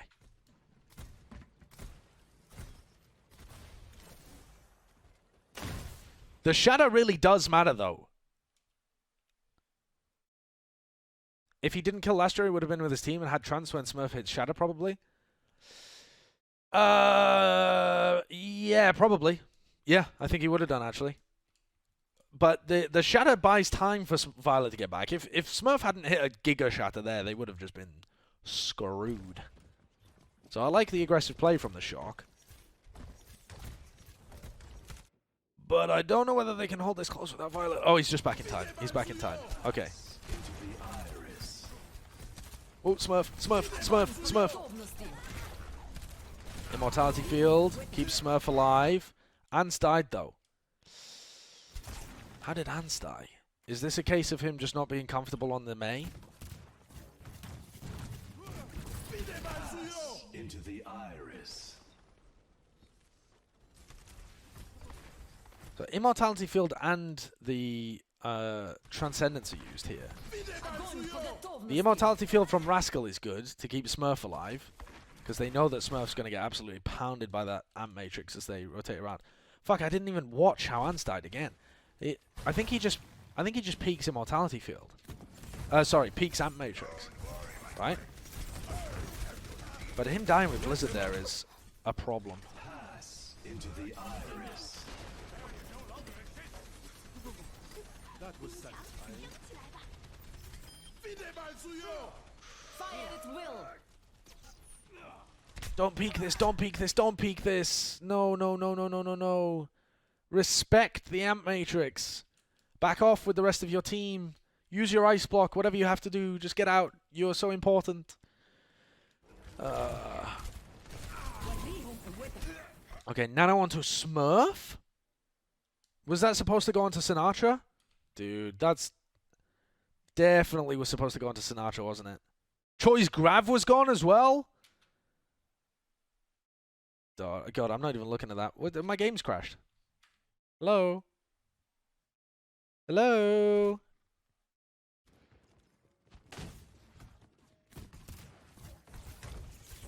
There's so many mistakes in this fight, though. I don't even know whether the Grav is the most important one. I think the Grav is the least of them. I think people are just molding about it because it came up on the kill feed. Watching your back. The Blizzard is more important than the Grav here. That was satisfying.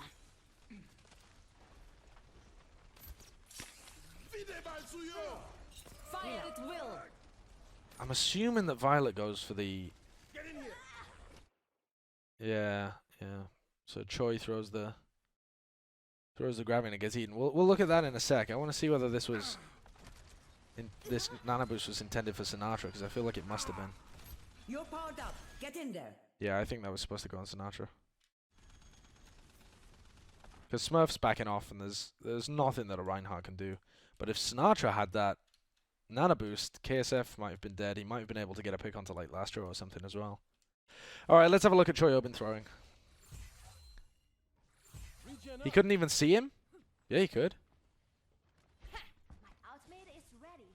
Come on. Dude, alright, let's relook at that. Violet was literally looking at Sinatra and Smurf. Look at this. Wait, what the fuck? I've not gone back far enough, have I? Here it is.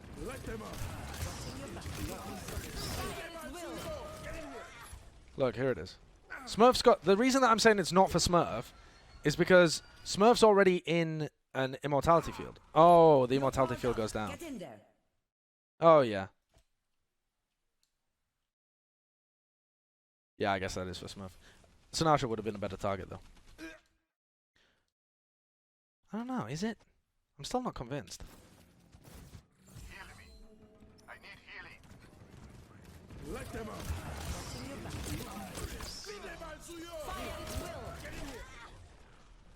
Look, Sinatra goes in for a punch. You're powered up. Get in there. And he, like, flicks over towards Sinatra as he hits the button. I don't know, with how aggressive Sinatra's playing, I feel like he was supposed to be the recipient of that. But maybe Violet was just Nano and Smurf in order to save him from KSP. Chat is split between, that's definitely for Sinatra. It was to save Smurf. I don't know. It did save Smurf. Okay, let's look at Choyobin throwing anyway. That's always been entertaining so far.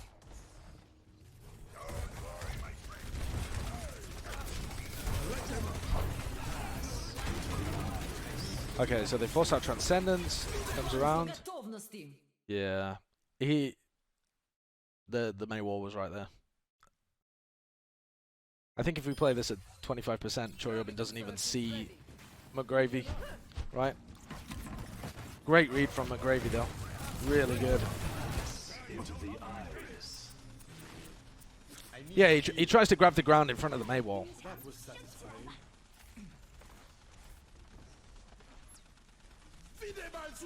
Oh no, well, we're watching in 0.25. Hard to tell what you'd actually be able to see at full speed. Regen up. Come on.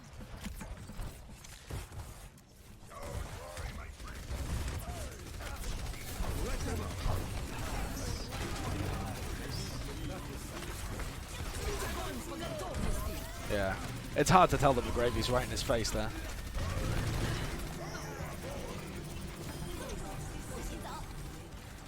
Anyway, I feel like one of the biggest mistakes in that entire fight, though, was just Ants dying. If Ants used Ice Block and stayed alive, and they had Blizzard there, I mean, maybe McGravy would have eaten that fucking thing as well. Maybe they're able to hold the corner a bit more, though. Flashlux, thanks for the Twitch Prime. Why are you guys spamming nice? Oh, because it was 69%. Why do you think they used Nano? 69% of you think it was for Sinatra?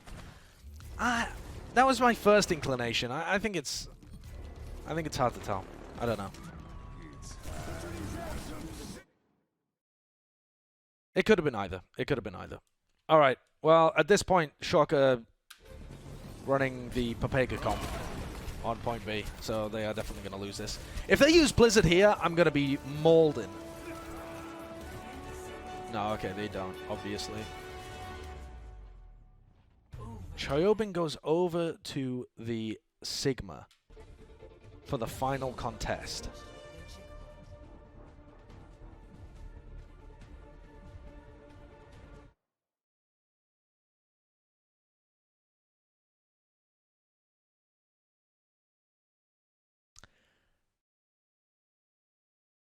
I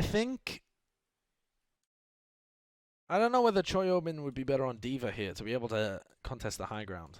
Because Valiant are definitely going to put like KSP up on the high ground with McGravy or something.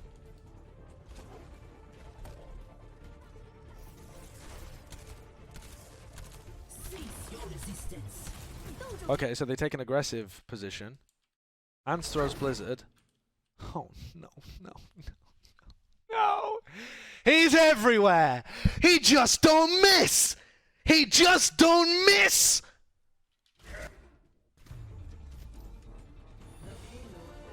McGravy.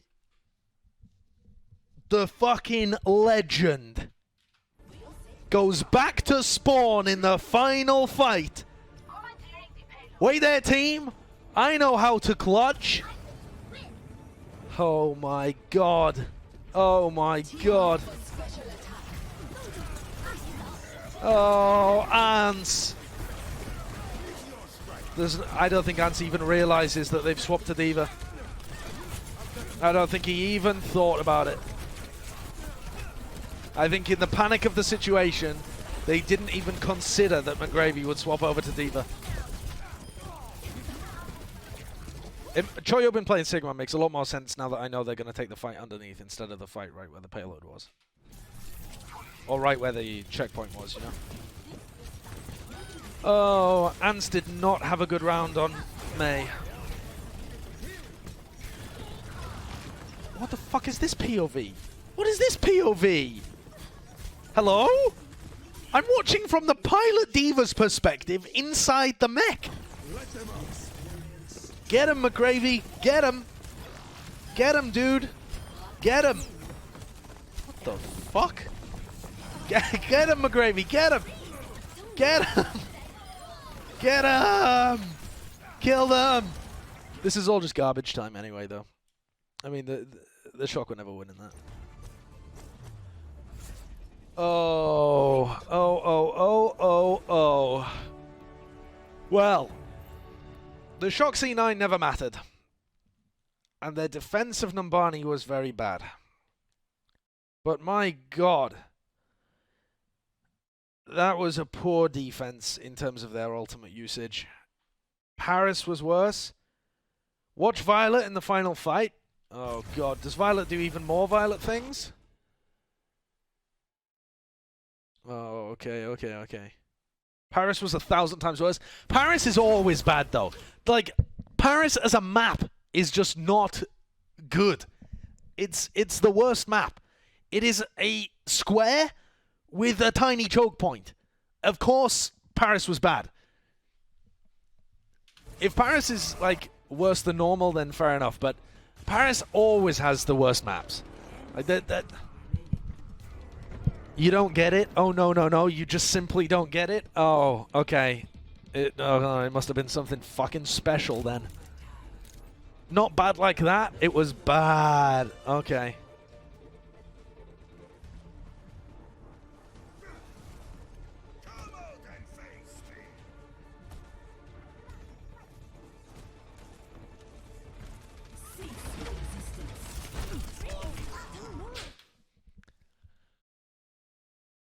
Mama! Ooh! What is this? Why is Ants up top as if they're gonna take the fight at the checkpoint?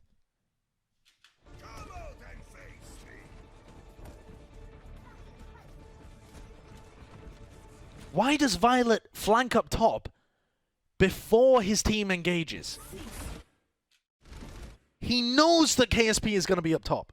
KSP is always going to be playing up top. If McGravy was not trying to eat the ult, McGravy would also be up top. God, that is inhuman dribble.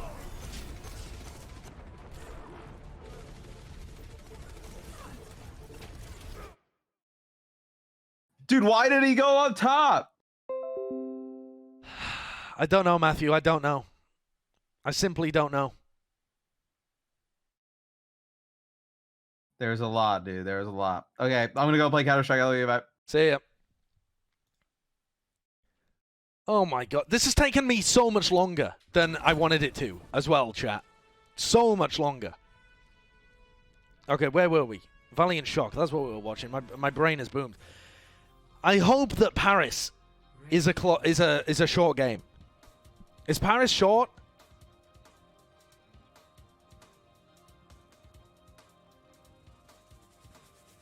Oh, why Pepe laugh? Why Pepe laugh?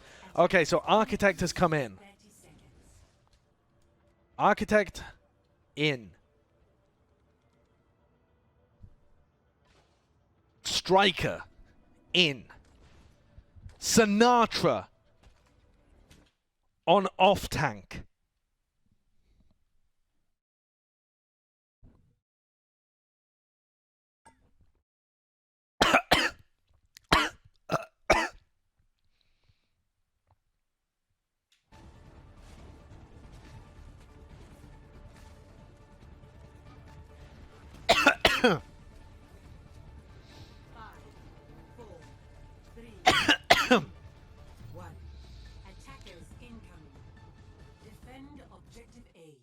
Okay.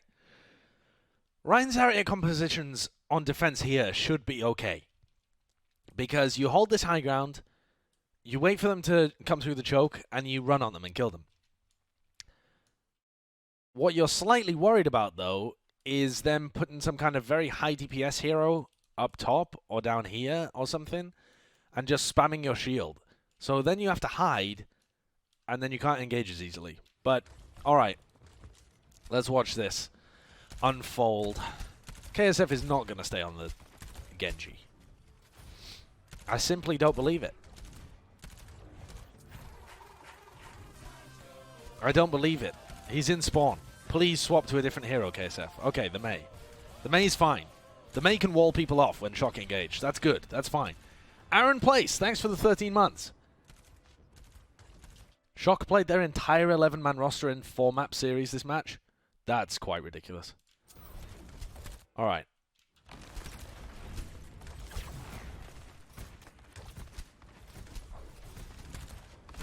So a bit of a standoff at the beginning. Shock are just waiting for them to commit, and then they're going to engage. Looks like Striker's looking for a flank as well.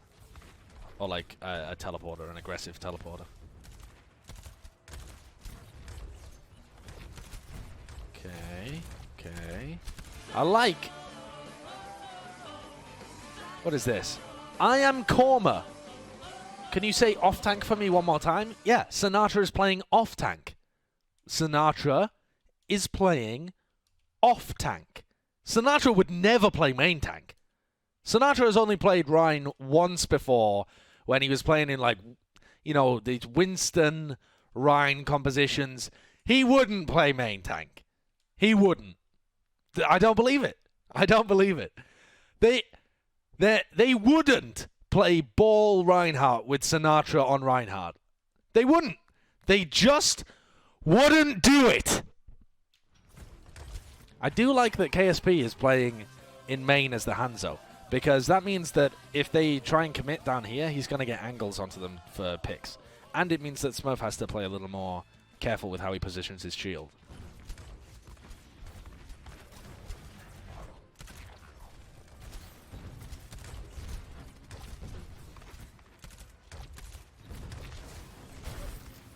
Okay, they managed to burn down KSP. It's pretty good. Striker with an aggressive teleporter. They managed to kill the immortality field. Sleep. Okay, it's all good. It's all fine. The wall. Oh, the wall. Hello. Keep Smurf alive. Nice. They broke the shield. Very good, very good, very good. They broke my wall, sorry. Oh, Sinatra dies. Wow, how does Sinatra die? He's trying to take an off angle to help peel for Smurf. I don't think Smurf should have gone in there. I don't think Smurf should have committed through this doorway. Ah, well, I suppose he doesn't really commit through the doorway. The Maywall kind of shoves him in through the doorway. Okay, Sinatra's doing damage at the back. Damage at the back. Dude, Lastro hits some fucking shots there, dude. Lastro just frags Sinatra. That's actually huge. That's a great pick from Lastro. That guy can aim.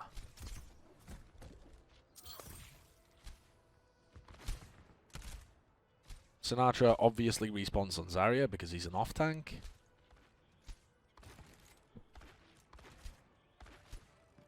Coming back in with the Grav, but they can't play as aggro, so the death on Sinatra really is a problem.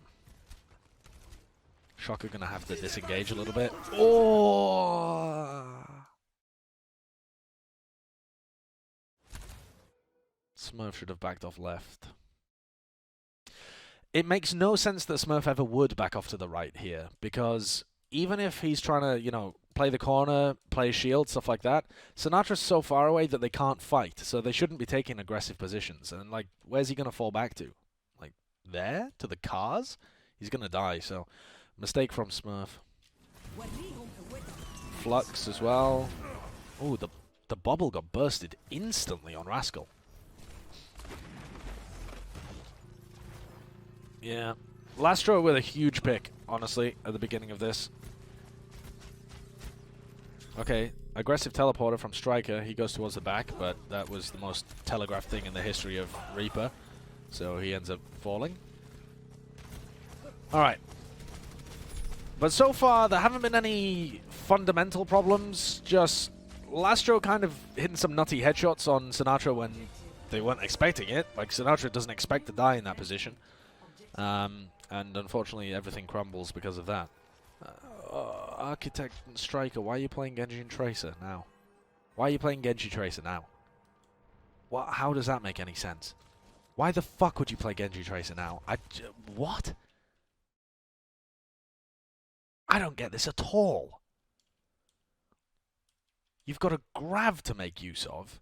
Are you just trying to play mobile heroes to get away from the Blizzard?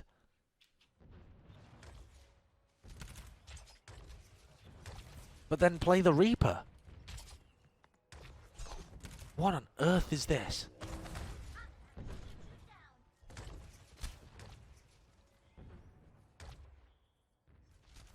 I'm pretty sure Krusty told them to do that. Why would you say that that's the case? Why would you say Krusty told them to? Yep, and it makes no difference that they have a Tracer and a Genji against the Blizzard because their tank line just gets fucking halt blizzarded anyway. Nano on Sinatra, but he still gets burnt. And even if he didn't get burnt, even if he stayed alive there, the Grav has nobody to follow up on it.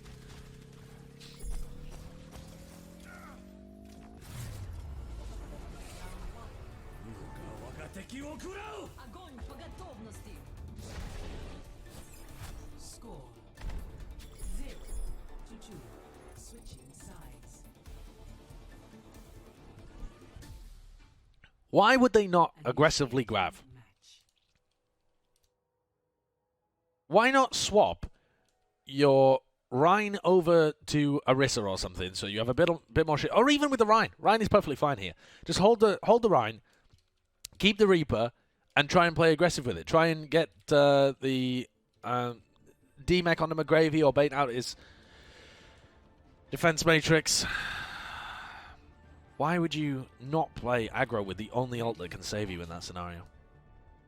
Why instead play the Genji Tracer? That doesn't make any sense.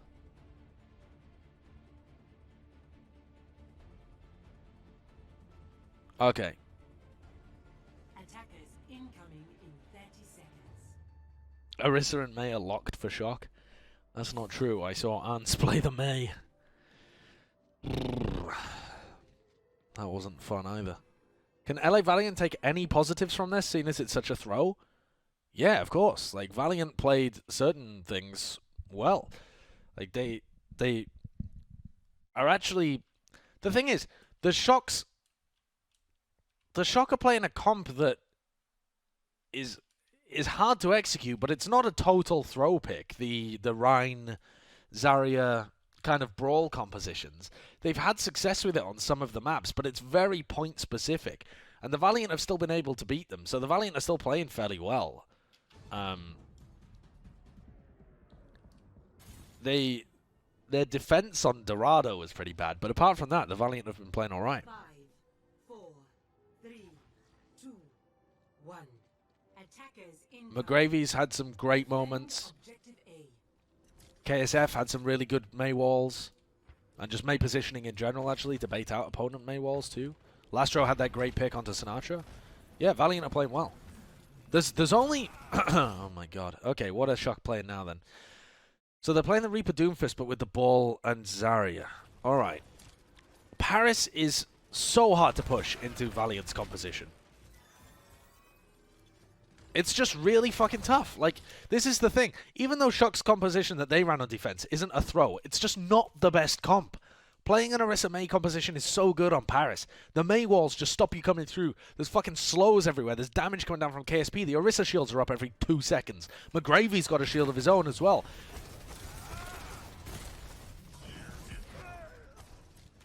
I don't even mind what the Shock are playing here. I think if you're going to run something like this, maybe run Striker on the Tracer. But the Reaper isn't bad. The Reaper can still TP and harass flanks. I don't think Shock are running a terrible comp to try and break this. I think that Paris is fundamentally flawed as a map. And I think Valiant have got probably the best defense that they could run.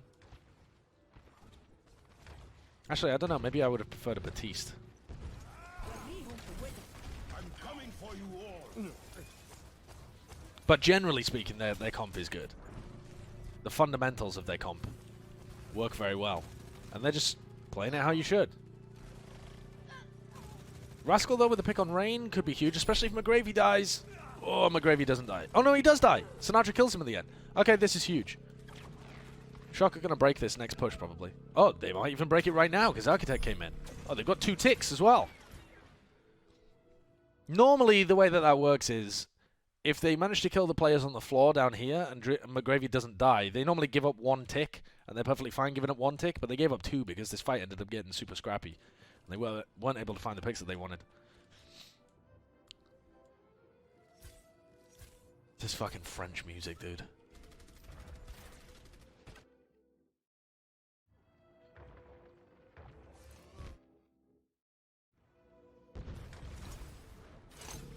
All Smurf does on ball is backcap. That's what you're supposed to do on ball, though, in this comp. You're not supposed to just backcap now, though. Like, now you're supposed to actually help your team. The blizzard. Huge. Oh my god, Architect, why would you punch into a blizzard? Was he thinking that Sinatra had a bubble for him afterwards? I've got to watch that again. So Smurf takes position up there. Nice pick on KSP, who's miles away from the rest of his team. Grav. Oh, bubble has already been used on Rascal to get him out of the blizzard. Oh, Architect actually gets frozen by KSF, just kind of spraying his ice at him. The rally. Oh. Still winnable. Still winnable.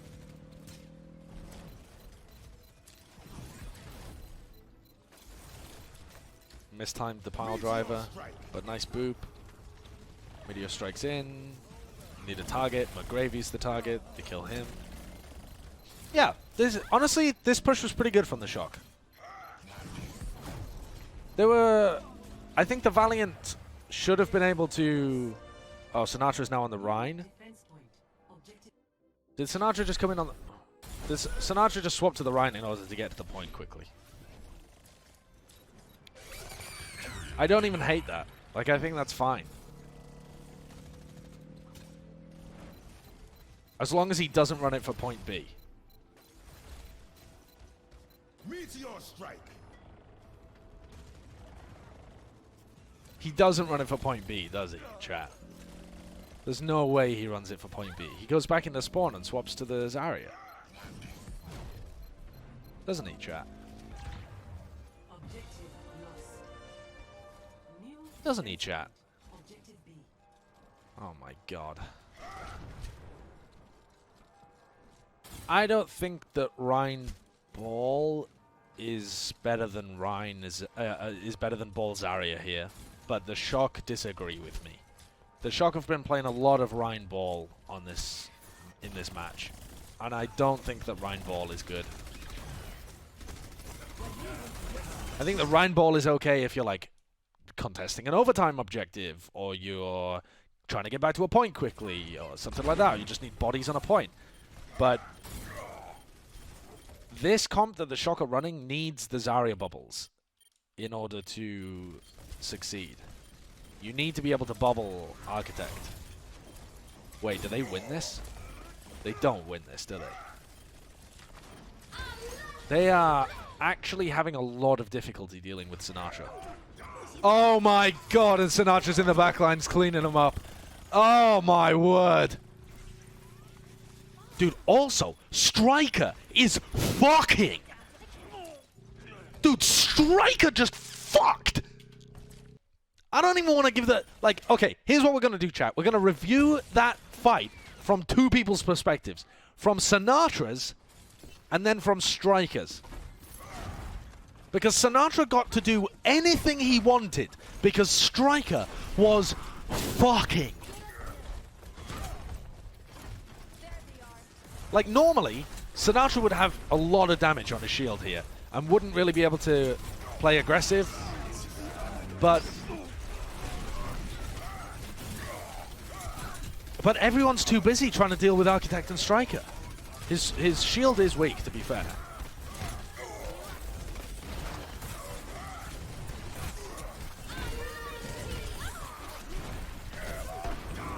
God damn. What a Chad Sinatra is. What an absolute Chad. But now to watch the real carry. Now to watch the real carry.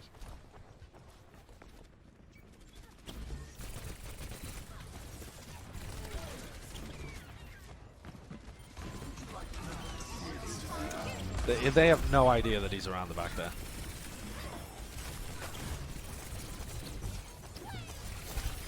Destroyed after the Transcendence. Lastro, really questionable positioning from Lastro at the end of the Transcendence, though, to be honest. He should have stuck with his team a bit more. Comes in to help Sinatra clean up on that. Destroys KSF. Out there on Lastro again. I love how Striker melees after like 20 shots of his clip.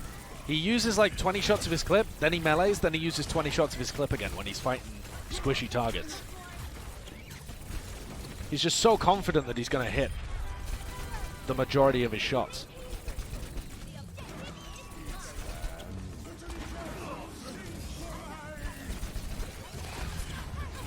Losable. Very losable. Very losable. Okay, so what went wrong here?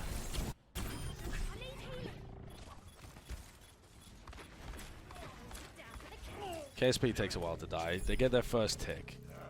Ball comes out. Ball comes out on high ground.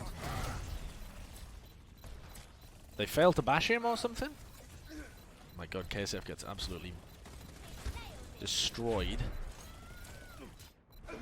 They just can't deal with the ball. And Architect dies. Yeah. Architect dying is pretty huge.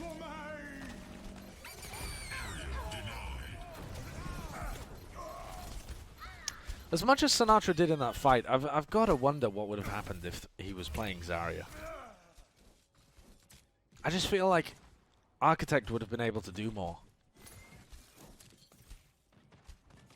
Then again, they probably don't. They're probably not able in that situation to like push McGravy and these people over there. So, is he gonna run it for the next push as well?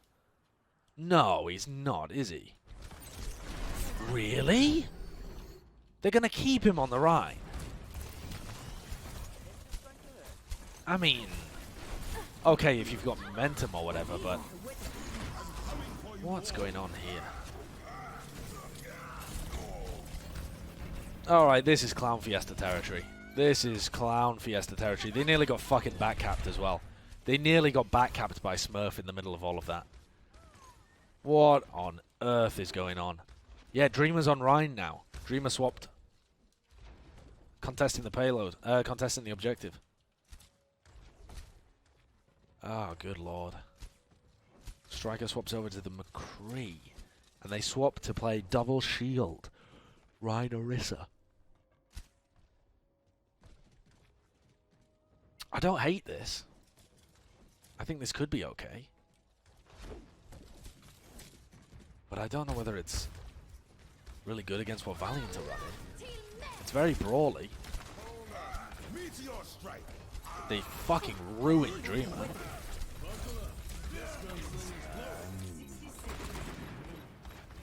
Damage onto Striker, but don't kill him. Nice. Honestly, that Rhine Orisa swap is pretty clever.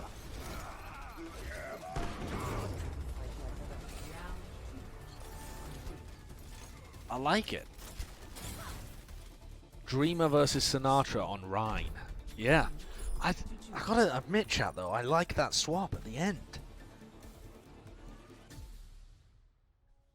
Initiating match. Because they know that Dreamer swapped over to the Rhine, and they've got McGravy to swap over to the Zarya.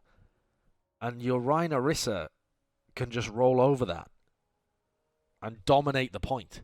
Rhine Orisa is so good at just taking control over an objective and being impossible to stop. Or taking control over like an area and being impossible to stop. Ready for battle. It's Sinatra on Rhine that's bad as well. Sinatra wasn't bad on the Rhine though. Like, yeah, it's funny to watch, but he played super aggro, which is what you need to do, I think, when you're playing Rhine Ball. If you ever want to play Rhine Ball, you need your Rhine to play aggressive. What a fucking weird round. What a really weird round. Okay, Shock are attacking with 1 minute. So why then are they now moving over to the Rhine Zarya when they had success before with the Ball Zarya? At least with 1 minute, you can get a tick with Ball Zarya. I think the Shock are just going to get full held here. They either full hold or they full complete. Okay. Striker with the most telegraphed teleporter of all time. Even takes the bubble and still commits to it.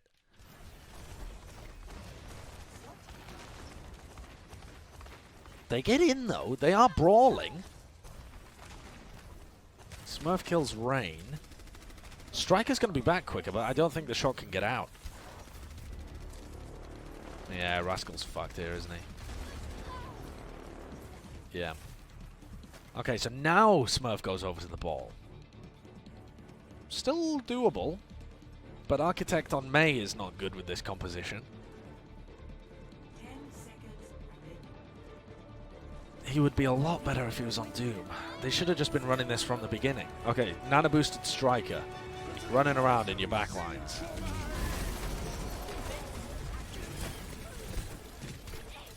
Can't really do anything, but they have to not give up a tick, yeah. Well, they just waited for them to get ults. I think if the Shock had been running Doomfist, Tracer, Ball, Zarya at the beginning, they would have got a tick.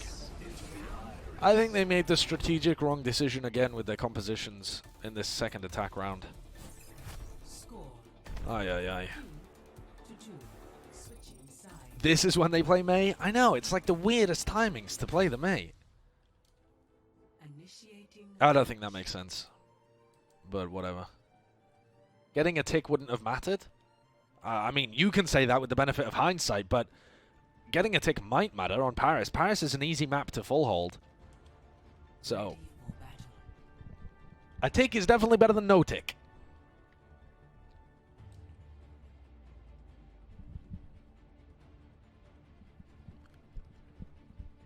Attackers incoming in 30 seconds. The person saying on paper Shock shouldn't have won this has got some smart dog 13. I think that's very heavily revisionist history. I think even with the loss to the Gladiators, most people were assuming the Shock would be able to not get 3-1'd by the Valiant. 5, 4, 3, 2, 1. I mean, you could have your doubts, but anybody who came into this match saying the Valiant were the favorites is after Valiant just got obliterated by Seoul. No, you're wrong. I mean, you could say the Shock looked bad, but the Valiant looked even worse when they played previously. So, but it seems like Seoul are a better team than the Shock right now. I don't understand why Shock don't want to play the Orisa on defense here. The Orisa is so good on defensive Paris. Well, there you have it, ladies and gentlemen. Valiant Seoul was closer than this game. No, it wasn't. No, it wasn't. I just watched it earlier. It definitely wasn't.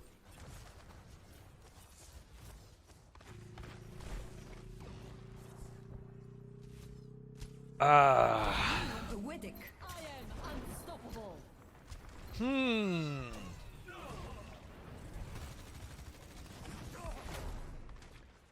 To be fair, though, the Valiant played incredibly different compositions. The Valiant played much better comps this game.